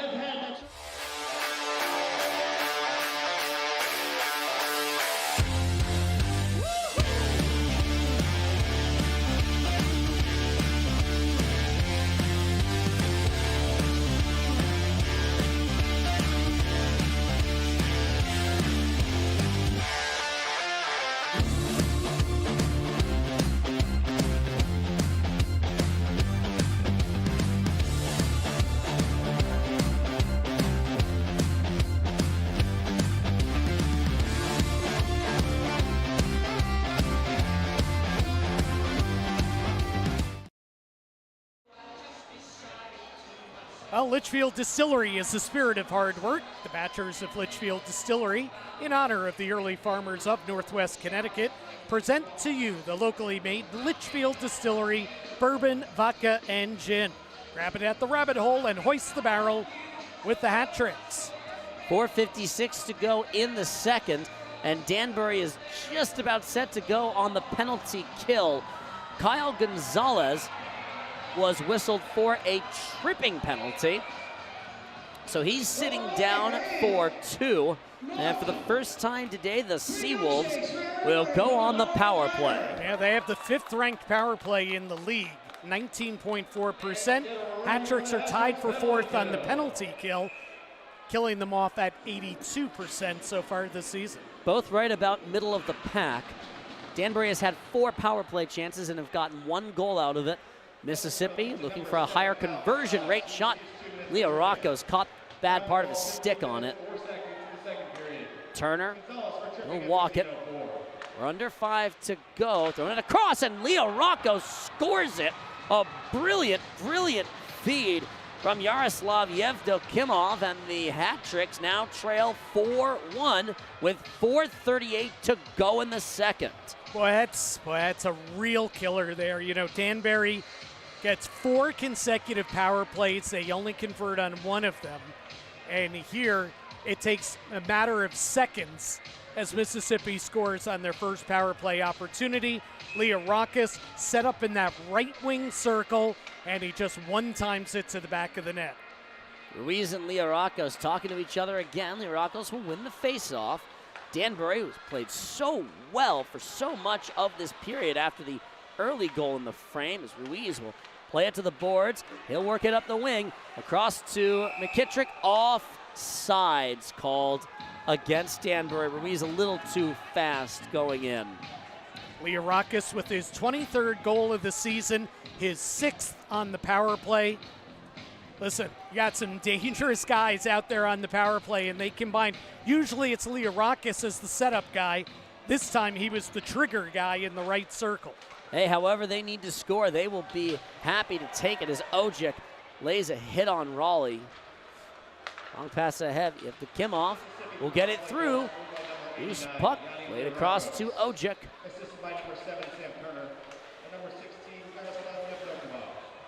Ojic and Radcliffe trying to work it. Rocco's across and settled by Ethan Bush-Anderson. 3rd assist tonight for Yevdemikov. It's been just excellent. Yeah, he and Turner with the helpers. 2-on-1. Sheehan across for Radcliffe and couldn't quite control it. Loose puck at the blue line. Ojic will keep it in. Sheehan defending against Lind. 3:35 the time remaining in the second period. Bad turnover. Kuznetsov to Sheehan. Spins with it. Helland with the check. Sheehan and Kuznetsov in the corner. That'll float its way out. And it's settled by Abdella. Gonzalez will ring it around. De Benedette waits for it. Got to the puck. Marchesson will leave it for Kuznetsov, who steps in. Shot stopped by Wyrick. Pass too far for Abdella. We'll have to control it in neutral ice, and across for Gonzalez. Kuznetsov forward with it at the dot. Shot kicked wide. Marchesson, who's got the lone hat trick goal, came on the 3rd of the 4 hat trick power plays. De Benedette hands off.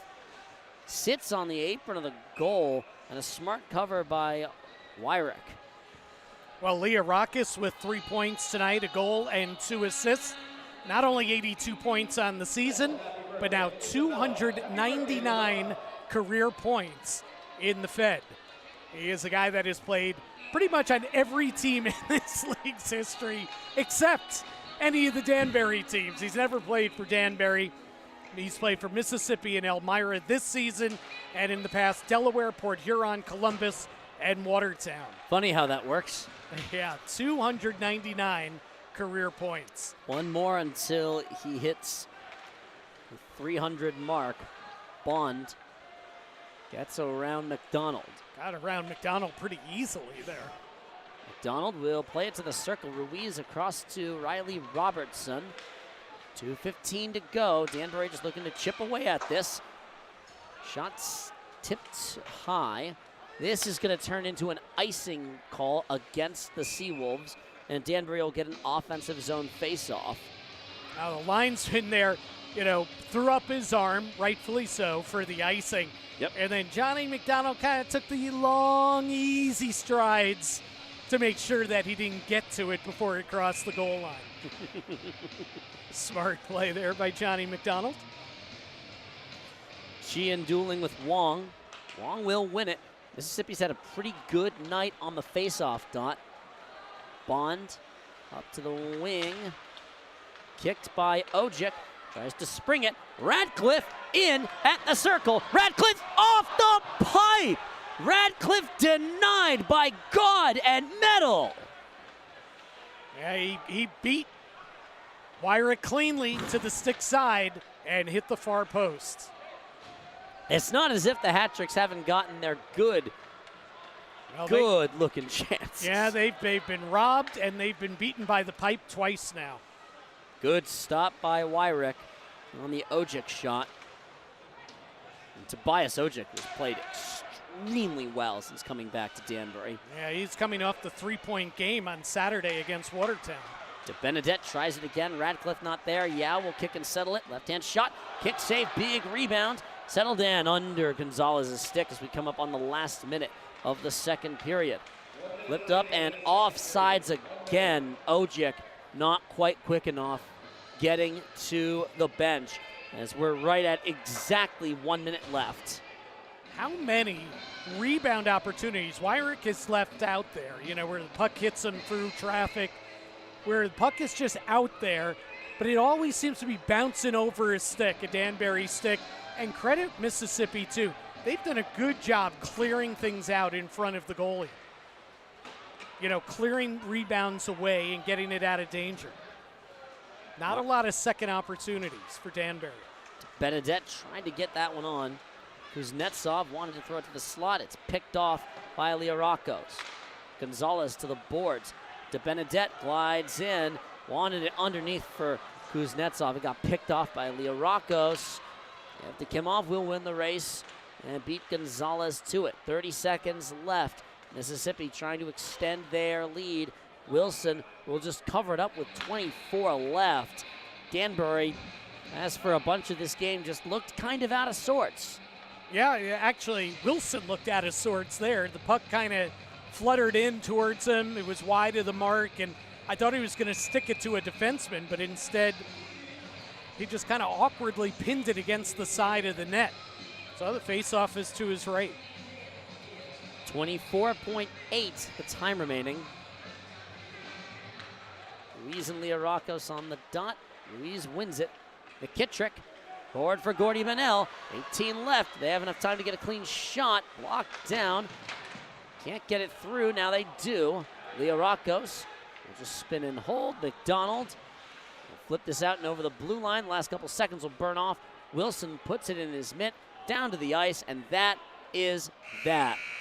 4-1 Mississippi in the lead over the Danbury Hat Tricks for what has been one of the best performances that they have gotten out of their netminders throughout the course of the season, and one of the very best games that Mississippi has played all season to this point. Yep, and listen, still got 20 minutes to go, but Wyrick, it just seems to be his night to this point. Kid has really, really played well. 28 saves through the first two periods, and he's had several grade A saves in that mix. Danbury's just got to keep at it. And let's see what they come up with here in the third period. Scoring in the second period, Russell scored at 1:42 after Mississippi killed off Danbury's first power play, which carried over from the first period. Russell scored his second of the game, his fourth of the season, from Yevdokimov and Liarakis. That was at 1:42. Then at 5:39, Danbury on their third power play of the night. They finally scored Marchesson his 25th from Gonzalez and Sheehan. But then it was Mississippi after turning aside chance after chance by Danbury. It was Mississippi that would get the next goal, a huge one at 15:22. Liarakis on the power play, his 23rd of the season. That's where we are after 40 minutes to play, Chris. 4-1 Mississippi. Well, Danbury's going to have to come up with a response.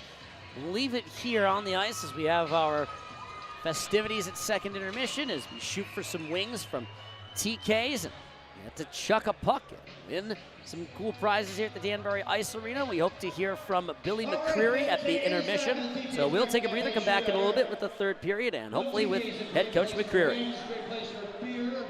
We got TK's Corner up there. Probably the best spot to watch a hockey game at, TK's Corner. Look, right now we got Sonia out here, and Sonia's going to take a shot.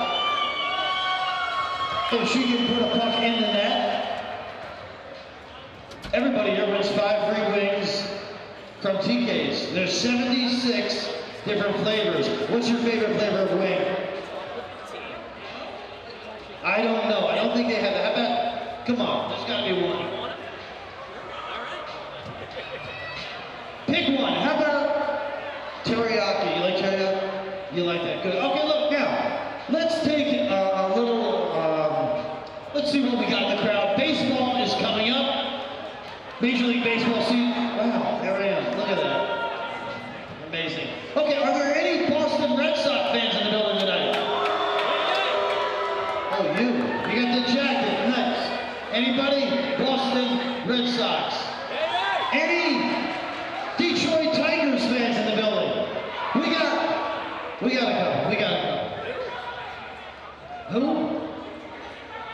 Detroit is a, oh my God. All right, are there any New York Mets fans in the building tonight? Any New York Yankee fans? Oh my God, yes. That explains it. All right, here we go. Sonia, where are you from? Roanoke. All right, here we go. You put this puck in the net and everybody wins TK's wings. You can do this. It's a long ways away. It's 100, no, it's probably like 98 feet away. 97, 94. You know, I like the form. I like it. You're doing good. You're doing good. Look, they say you should never correct a person's form. I don't want to mess you up. I think you're good. Here we go. We got a chance. You know, that one could surprise a lot of people, and it could find a way home. One. Wow, not enough mustard there. All right, I'm usually pretty good at this. I'm gonna give you a 6-foot head start. Here we go. Sonia, I like your style. From Roanoke, Virginia. Here we go. And take your shot. This is TK's American Cafe Wings. But I had the distance though, right? I told you, right? I had the distance? Okay. Here we go. One more distance mark here. Fans, TK's American Cafe. The wings are fantastic. 76 different. I don't know what this is.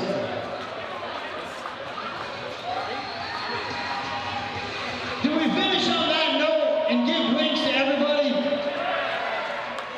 Would you like the wings?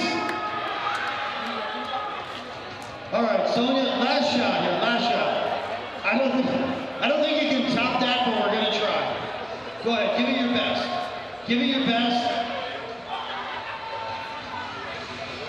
Here we go. Oh, wait. All right, look, everybody's a winner. Everybody did it here. All right, it is time for Chuck a Puck. All right, why don't you go hit that one in? Go walk down there. Tap that one in.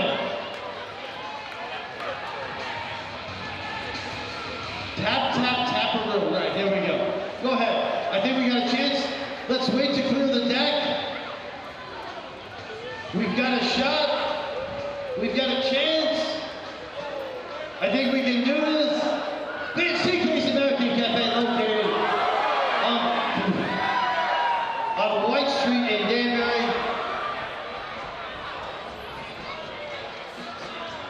All right, fans. Todd Maserati, Alfa Romeo in Danbury.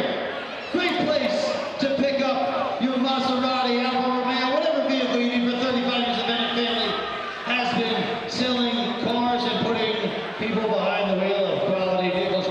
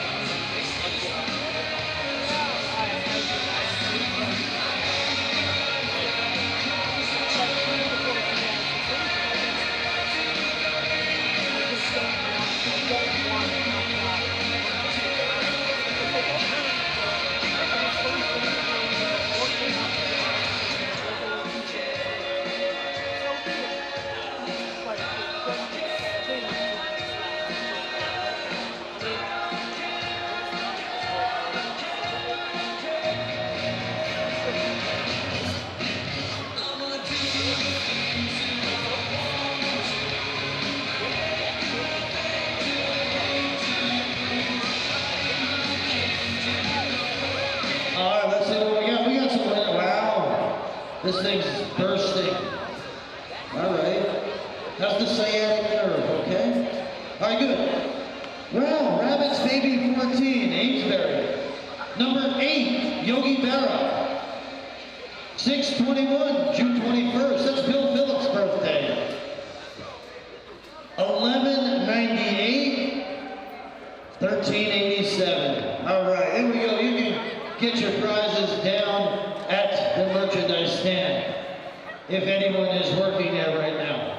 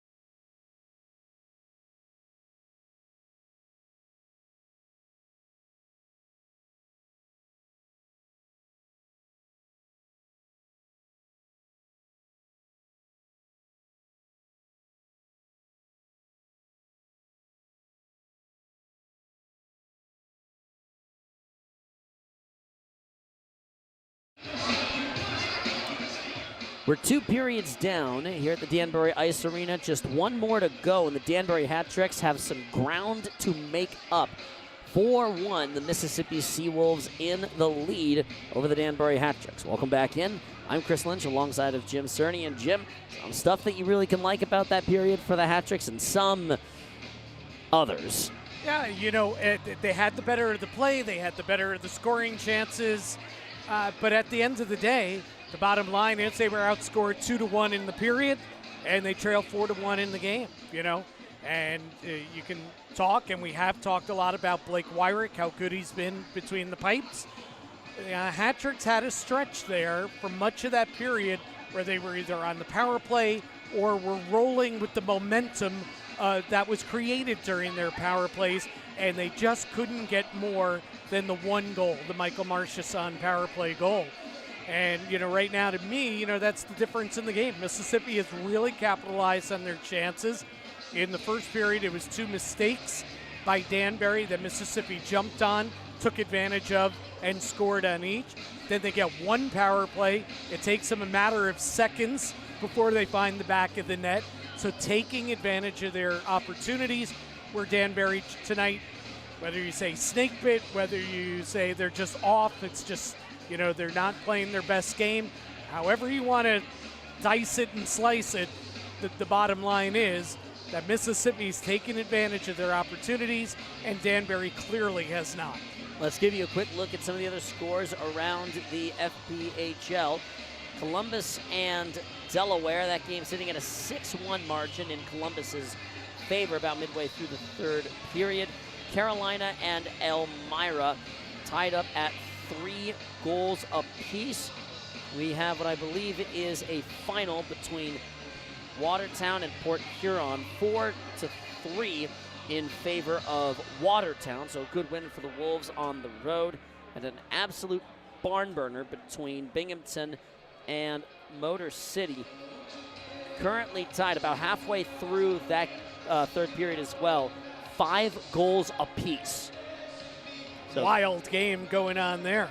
And Danbury's going to have to hope for kind of a wild game in their best period. Yeah, they got to play their best hockey coming up here. And, you know, we talked, you know, a lot about the numbers, how the numbers were all in Danbury's favor coming into this game, except for the fact that, you know, they had lost their previous 2 games to Mississippi.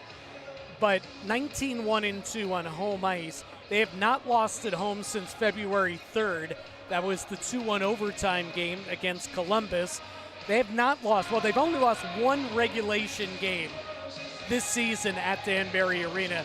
That was January 6th, the 6-3 loss to the Carolina Thunderbirds. So it took them a couple months before they lost a home game in regulation, and now it's been a couple months since. So maybe it's a once every 2-month thing.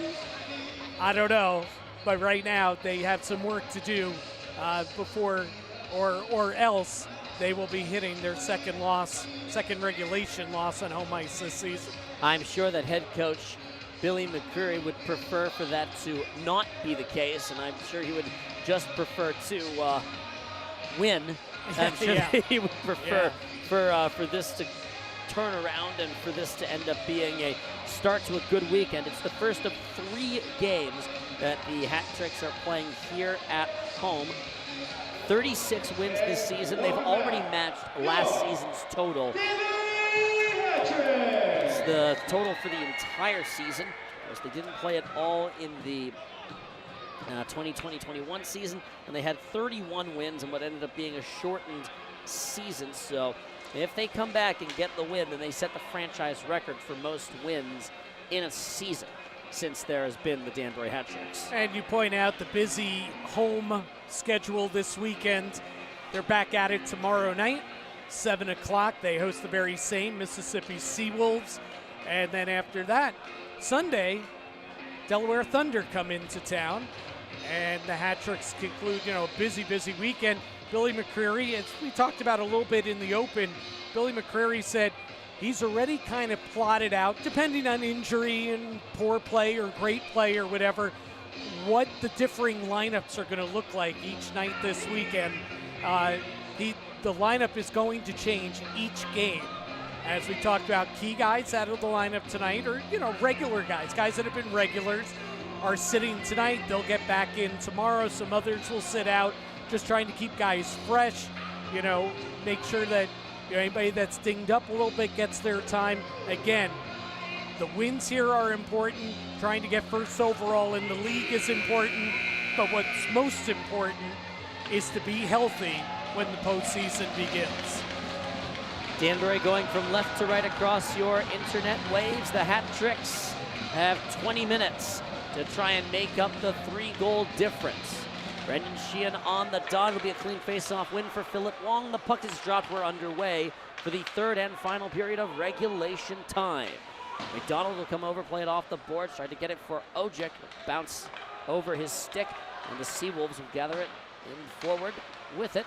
Off of Sheehan's stick for Ojek. Tried to play it to the boards, overran it. And Mississippi can't get it any further forward than Ojek's stick. He'll ring it in deep, and the Hat Tricks will get a quick shift. Bennell tries to pick it off. It's a weird bounce. Jackson Bond threw it. Sheehan and Bennell gliding in 2-on-3. Well, now 4. They didn't have the numbers. A partial line change. Sheehan and Bennell wrestling away. Just got outnumbered. Puck thrown a little bit behind Sam Turner. He'll work it to the circle and take it back behind his own net through the first minute of the third.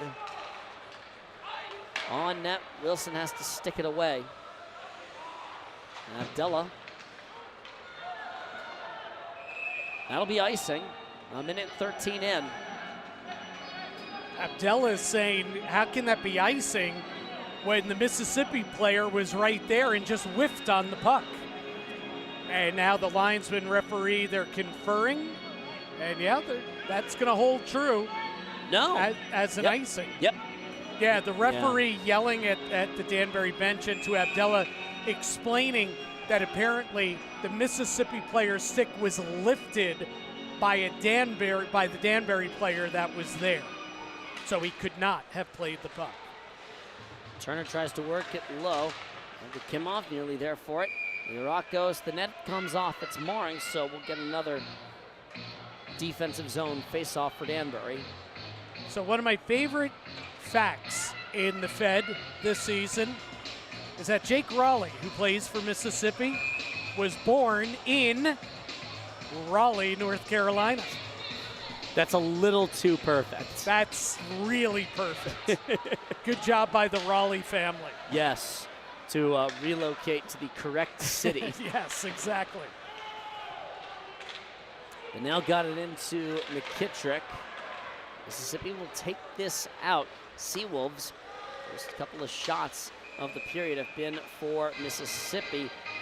Have to come off a little bit too quick getting in across the blue line, and so we're going to do it again in neutral.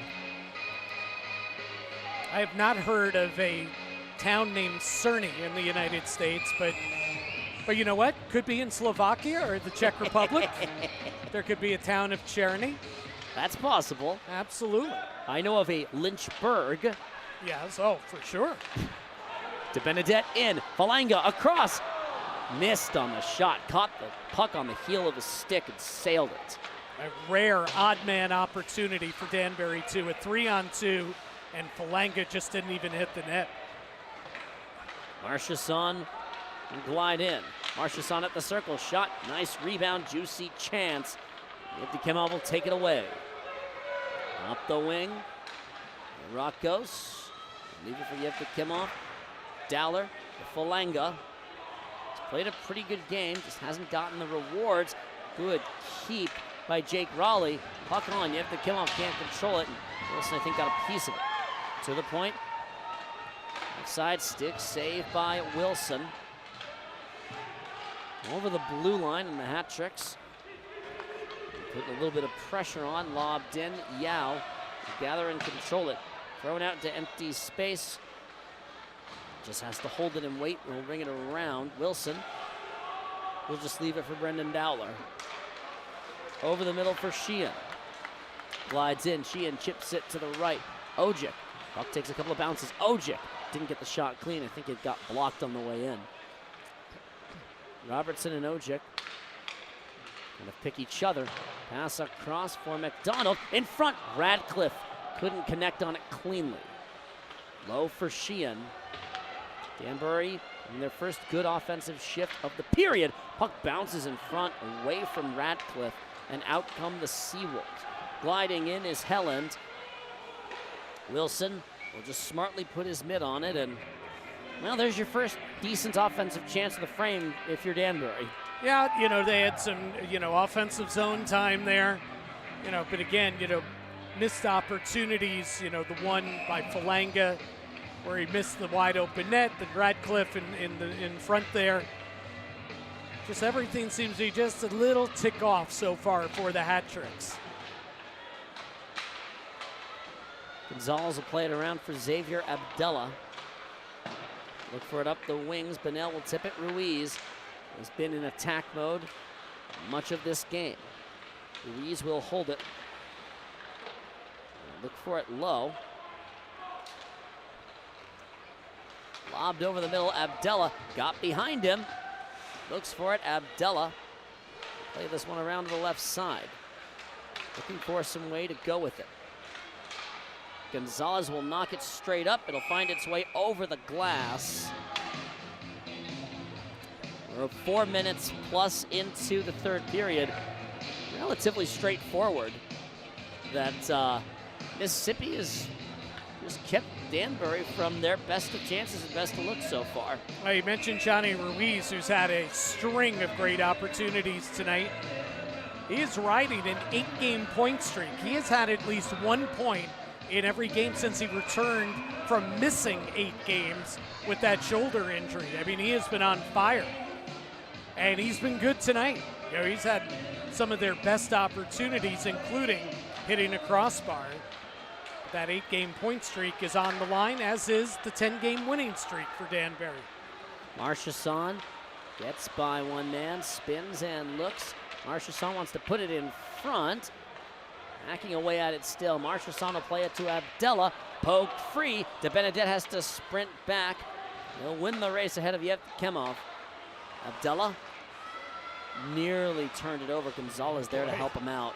Yeah, that was a questionable decision there, taking it right in front of his net. Jake Raleigh was waiting for him.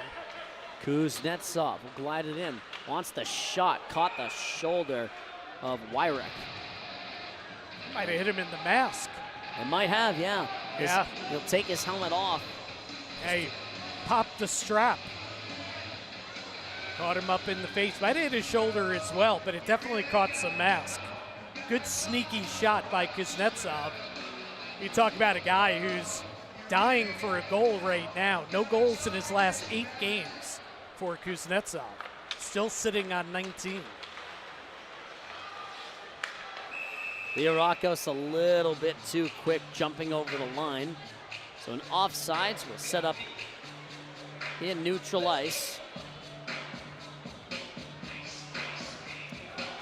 This has been a very stop and start sort of feel to the third. To this period so far, for sure. Very disjointed. Yeah, no flow to it for either side.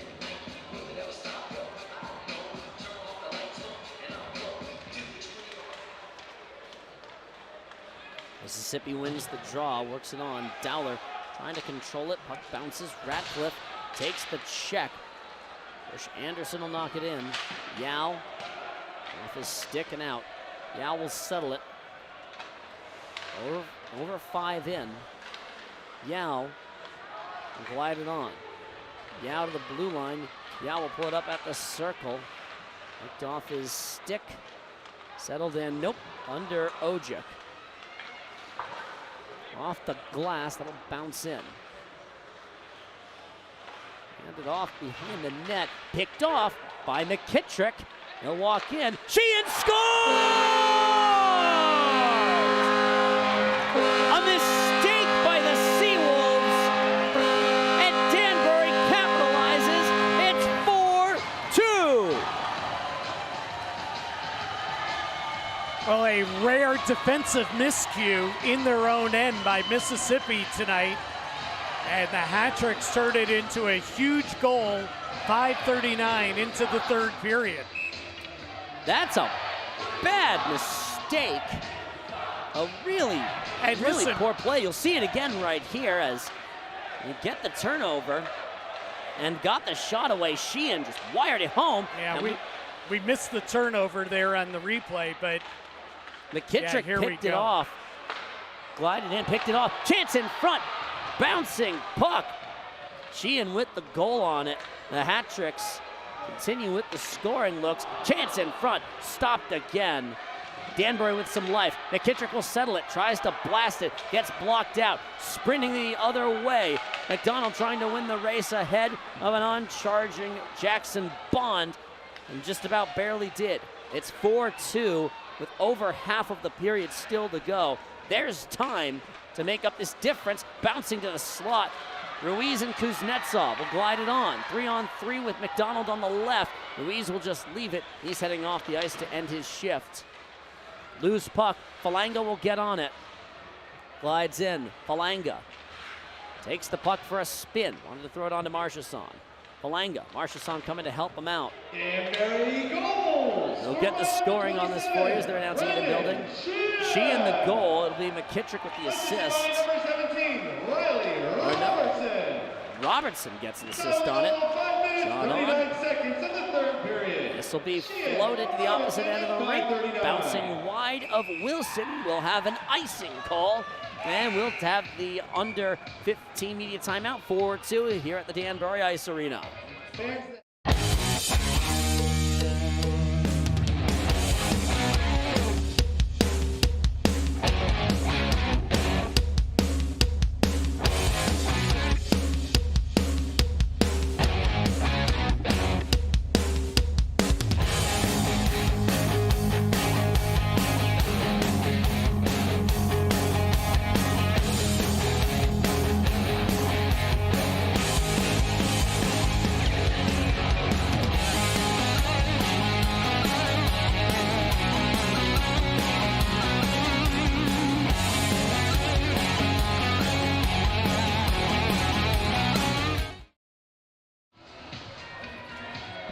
New Haven Nighthawk Brewing is brewed right here in Connecticut and featured at the Rabbit Hole.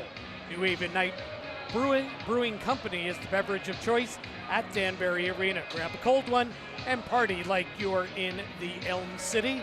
And Chris, I would assume that they're going to change that assist. McKittrick clearly intercepted the puck and then made the feed to Sheehan. And should have the only assist. He wasn't even given any assist on that one. I went to Robertson, but McKittrick, the former Mississippi Seawolf, will get a point against his former team. Sheehan, his 10th goal. 12:45 the time remaining in the third period. Danbury has gotten one of the three they need. Radcliffe, the bounce away from him. Tried to flip it for Sheehan. Wanted to work it on towards the net. A couple of guys falling down. Heading off the ice in some discomfort is Michael Haskins. Calling for the pass headlong was Ojek. I think Haskins got knocked into his own teammate. Yeah. Number 5, Daniel McKittrick. They're adjusting the scoring on that. 39 seconds in the third period. 12:10 left, and yes, they have adjusted the scoring on that goal. Ojek, a couple of whacks at it. Caranci will play it back into his own end. Lind will hold it and look for some room to run. Long pass ahead through. This will turn into a pretty easy icing call against the Seawolves.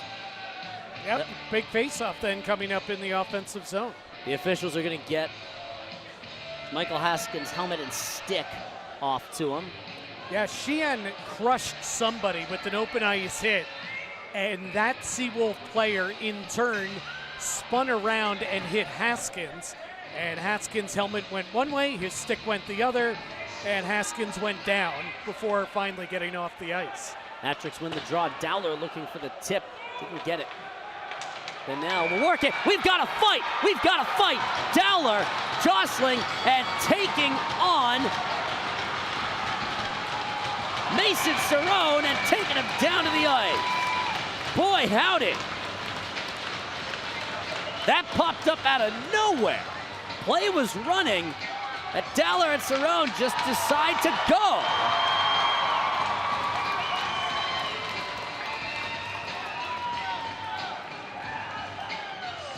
Second fight of the game. I didn't see that one coming, that's for sure. It's away from the play. You'll see it again. Dowler, a couple of good licks. Well, good couple of bouts. We've had two times the teams have dropped the puck, dropped the gloves against each other, and both times it's been pretty entertaining. Both guys in both fights getting a good couple of licks in on each other. It is true, but I don't know that this is the trade-off that you want if you're Danbury.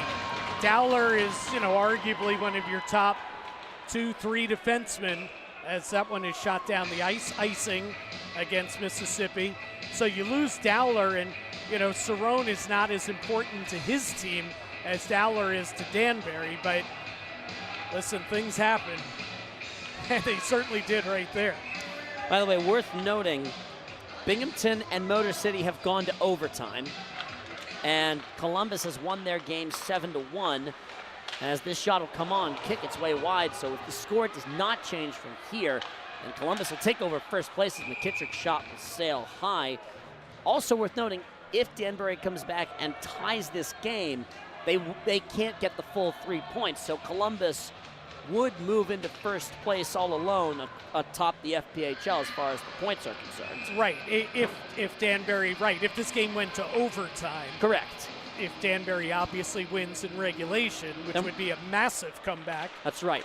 Well, maybe a chance here. Marchesson almost completes the pickoff. They're announcing the fighting major penalties. Big hit by Johnny McDonald. Lays out Raleigh. Another hit away from the puck is Robertson. They're flipping forward. McDonald. Kuznetsov will glide on. Kuznetsov put it on towards the net to Benedette. He'll fish this out. Turns, fires. Marchesson wanted the tip. It'll bounce to the corner. Kuznetsov up to the point to Benedette, the only person there for it. Marchesson tried to whack it in. It'll go to Abdella instead. 10:43, the time remaining in the third. Brendan Sheehan, his 10th goal of the season to get the hat-tricks back to within 2. Ojic picked off the pass. His shot goes high. Sheehan tried to dip through a man. Abdella wanted to settle it. Sprinting ahead is Eppright. They'll work it on to Wilson. Gonzalez will grab it and go. Off the glass. Takes a couple of bounces. Ojic. Rung on. Wilson will settle it behind his net. Abdella will pick it up. 10 minutes on the dot left to go in regulation time. Danbury still needs 2 goals. Sheehan will go and chase it. Gets knocked down. Schopfer looking for an outlet pass. Make his professional debut out of Indiana University in Pennsylvania. Yaroslav Yevdokimov lost control of the puck. Seawolves still with it. They'll work it low. Yevdokimov can't control it. Robertson's there for it. Works it free for Ojic. Ratcliffe wanted to play it out for Yao. It got picked off by Haskins and lobbed in. Robertson will look for an outlet. Robertson up the wing. Wants Yao.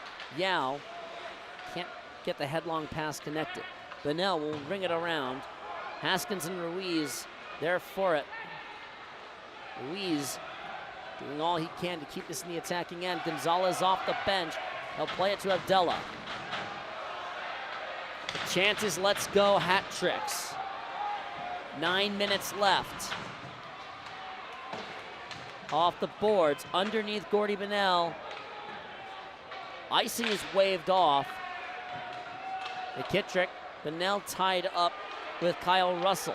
3-on-3 they go. Abdella shoves Lind off the puck. Lind will get back to it.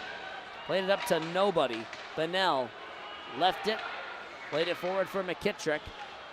Lobbed in Bonnell. will carry it on. Bunnell turns, fires, shot, loose puck, and covered up by Wyrick. 8:27 to go. We'll take the under 10 media timeout here. Quick pause, back in a moment from the Danbury Ice Arena.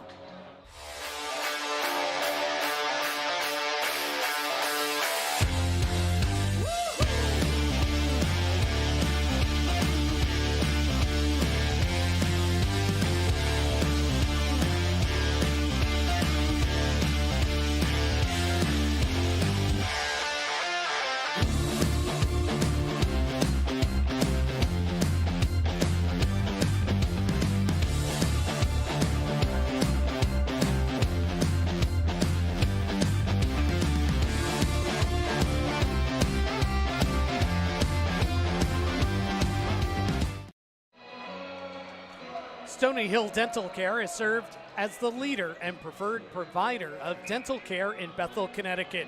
Go see Dr. K. He'll make you look like $1,000,000 and you'll feel like it too. The official team dentist of your Danbury Hat-Tricks. Right now trail the Mississippi Seawolves 4-2 with 8:27 remaining here in the third period. Starting to run out of time in regulation. Falanga will hop on the dot. Flanked by Marchesson and Kuznetsov. Robertson, the shot, it got blocked down. Long up to the right side for Bond. Bond pulls up, shot, save made by Wilson. The whistle sounds. Did the net come off? Yeah, it looks like the net's off. It's not really off by that much, but they rule it that way. That was a good save there by Wilson. Yeah. I didn't think that he was going to see that puck clearly, but he did. He made a nice pad save and then directed the puck out the other way. And the faceoff does come outside the Danbury blue line. Falanga and Wong to take the draw. Wong wins this one pretty cleanly. Puck thrown across onto Marchesson. Kuznetsov trying to control it. Robertson will handle it.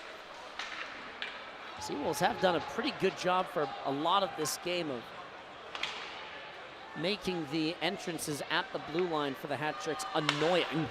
That'll be flown into the suites. Yeah, deflected off the stick and up into the second deck here at Danbury Arena. Yeah, you make a good point. Mississippi's done a good job always having two guys back, at least two guys back. And when they can get more than that, trying to stand Danbury up at the blue line, making those entries difficult. We have a final, Binghamton 5, Motor City 6. So the Rockers win their game in overtime. So Binghamton does collect point in overtime, 2 points. No, they'd have to win to get the 2 points, right. They get 1 point. Yep. So they're now at 92 on the season, trailing Danbury by 13. Oh, a chance for a bad turnover. Wilson comes out aggressively, has to get back in his net. Open, needs some help, and he got really lucky that Raleigh flubbed the shot. That was a wide open net. The Aracos will play it back in. It bounces out. Danbury's just looked sloppy for some portions of this game. Ojic lays the lumber. Abdella across to Yao. Jared Yao will run it. He's coming across. Yao pulls up at the circle. He'll leave it low. Ojic lays a huge hit. Haskins picked off by McKittrick. Can't complete the clear. That was Caranci who he ran behind the net, as that's flagged down. That was Caranci behind the net who took the hit from Ojic. And remember, they dropped the gloves earlier in the game in a very, very spirited fight. And now Ojic is down the runway. And he's with the trainer. Might have hurt himself on that hit. That stings at this point in the game for something like that to come up. Wong will win the draw. At the red line, lobbed in. Yao beats upright to it. Dowler. McKittrick was calling for it. High and off the glass. Takes a couple of bounces, and the Seawolves be perfectly fine playing keep away as Dowler checks Eppright into the Danbury bench.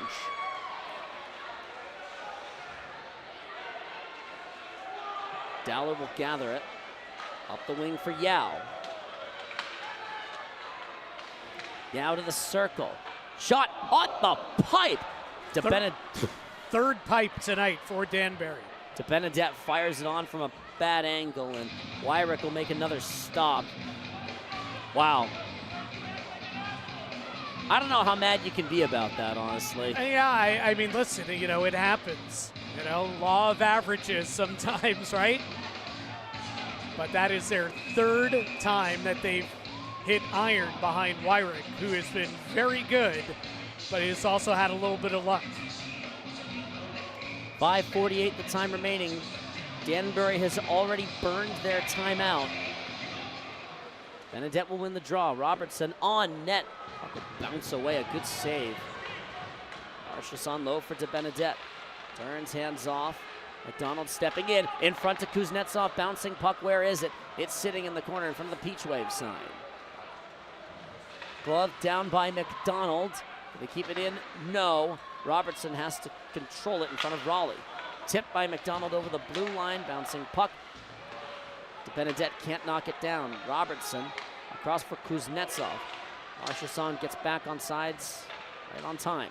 DeBenedette glides in, plays it for Robertson. Winds up, looks for the shot. Didn't get through on goal.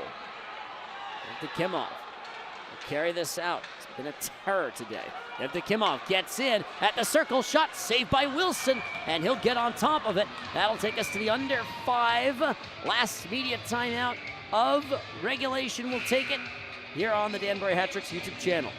Right off the jump, we've got ourselves a line ball as Robert Hyde across the block. We're going to have a fight at center. Vec with a couple of big rights. He scores!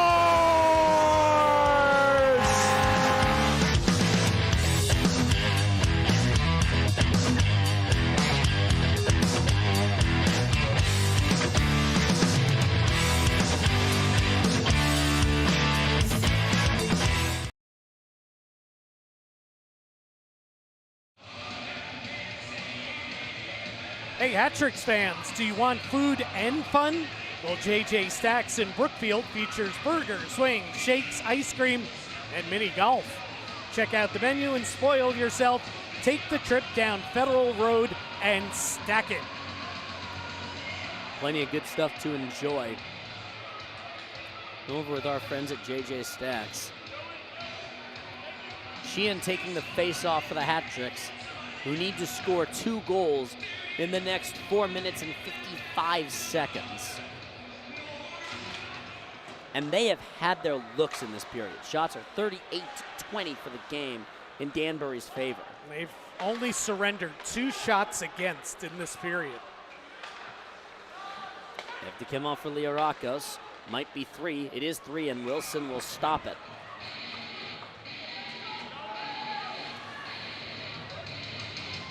And Mississippi, for some odd reason, they have played their best games of the season against this Danbury squad. Something about black and orange gets them ready to go. You can't control it. Sheehan through Gonzalez. Abdella holds it, uses the net as his screen. Gonzalez forward. Springs free off for Ojic. Ojic is in. Good to see him back on the ice. Threw it in front, bouncing puck. Never got it quite through to Sheehan. It's one of the 2 goals for Danbury. Marshall's on the other. Radcliffe will kick it down. Coming up on 4 minutes left. McDonald forward for Ojic. Kick it and go. Radcliffe. Wilson's heading to the bench. Wilson's heading off, so the Hat Tricks are going to be skating with an empty net. 6 on 5. Mississippi with control of the puck. Forward in. Ruiz back in defense and stops the shot. Wow. Here comes Ruiz. Fumbles control of the puck. We've got a whistle. And what do we have? The Seawolf penalty box is coming open with 3:37 left. Bond is arguing. I think they're going to say Bond is going off. Yes, indeed. Jackson Bond heads to the bench. Yeah, he heads to the box here. Yeah. With 3:37 to go. Faceoff will be in the Mississippi end. And at this point, you know, I think you keep Wilson on the bench and you go 6-on-4 here and just go for it. Even though, keep in mind, Mississippi being shorthanded, they can ice the puck. So they can get it and they can shoot at that empty net as much as they want because it's not icing, being shorthanded. But it's a risk Danbury's got to take down 2. Huge opportunity here. Sheehan wins the draw cleanly. Gonzalez, the only defenseman on the ice for the Hat Tricks. Sheehan to Gonzalez. Ruiz at the left dot. Looks for it on net. Flutters almost in Wayrick. Shows that the puck is in his glove. Makes sure that he's not like Patrick Waugh and losing it in the Statue of Liberty. Yeah, sort no, of play. you don't want that. Bond 2 minutes for roughing at 16:23. Danbury 1 for 4 on the power play tonight. A little bit behind Ruiz. Good keeper. McKittrick calling for it. Marchessault couldn't control it. Play it cleanly. Play it low. McKittrick out in front. Nobody there for it. Ruiz will knock it straight up. Couldn't clear it. McKittrick up to Gonzalez. McKittrick at the circle. Winds up. He'll put it on towards the net. Marchessault and bring it around for Sheehan. 1:15 left. We're now under 3 to go in regulation time. That'll find its way out. And Mississippi will swap some players. Ruiz up to McKittrick at the left. At the circle. Worked off his stick. Ruiz will hold it and play it to Gonzalez.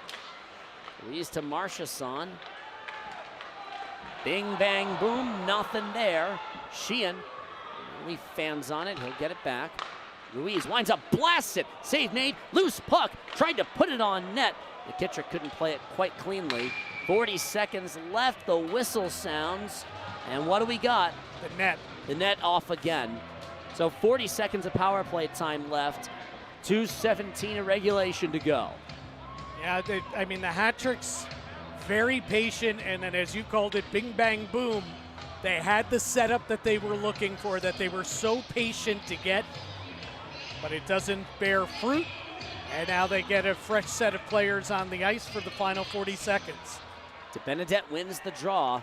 McDonald will walk it to the left. Bennell at the circle. Bennell fans on the pass, has a guy there to help him out into DeBenedette. 30 seconds of power play time left. Shot doesn't quite get through. McDonald to the right. Kuznetsov, look in, calling for it. Bennell turns, wants to play it. Shot, scores!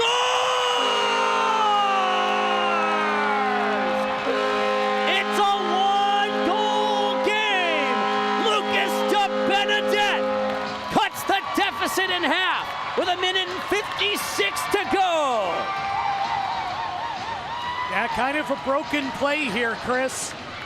But again, you have 2 extra guys there, so broken play. DeBenedette is just on the doorstep, and he slams it home. See, kind of a bouncing puck there. And DeBenedette drops to the knee and buries it. And now the Hat Tricks down by 1, but only 1:56 remaining in the game. DeBenedette's 10th goal of the season. And that'll be an assist to Gordy Bennell. McKittrick will play it forward. Wilson has to wait as the Hat Tricks couldn't gain the blue line cleanly. Once the Hat Tricks do, Wilson will be heading off to the bench. There he goes. Ruiz the shot. Big rebound. He'll try and put it back on net. The net is empty again. 1:35 left. Loose puck at the circle. They'll clear it out. And an open chance. Throws it forward for Yevdokimov. Too far forward. McDonald will work this out. Gathered at the blue line. Puck blocked down. Bennell will work it through. And Mississippi can't score on the empty net. Ojic across. Circle. Shot. Stopped. Loose puck. Got into it. Gonzalez. Yevdokimov. Ruiz there for it. And Yevdokimov scores on the empty net to make it 5-3 with 1:02 left. Wow. After all that, Mississippi gets the best goal scorer in the league downhill and scores the empty netter. Yep, not the guy that you want with the puck with an empty net. That is his league-leading 46th goal. Now Danbury fighting and clawing their way back. And they had some chances even at 4-3. But obviously pushing forward with the clock winding down, they had to take chances. Wilson's off the ice again. We're down to the last minute, 55.5 seconds left to go. And this is just game one of the weekend, folks. Yeah. 3 games for Danbury, 1 more against Mississippi tomorrow night. Again, you'll have the chance to win a brand new 2022 Alfa Romeo Giulia. Danbury now has less than a minute to try and score 2 goals. Wilson's on the bench.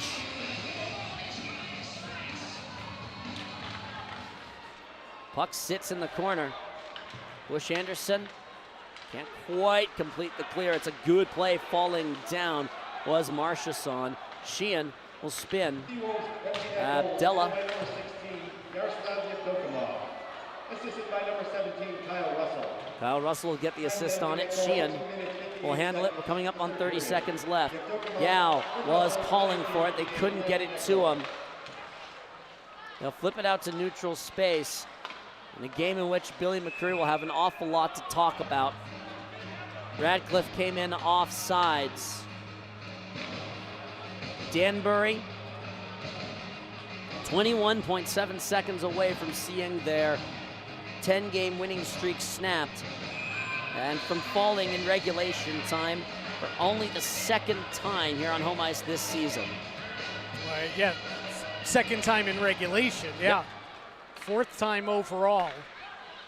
And listen, yeah, they did some good things here in the 3rd period, but just a little too late.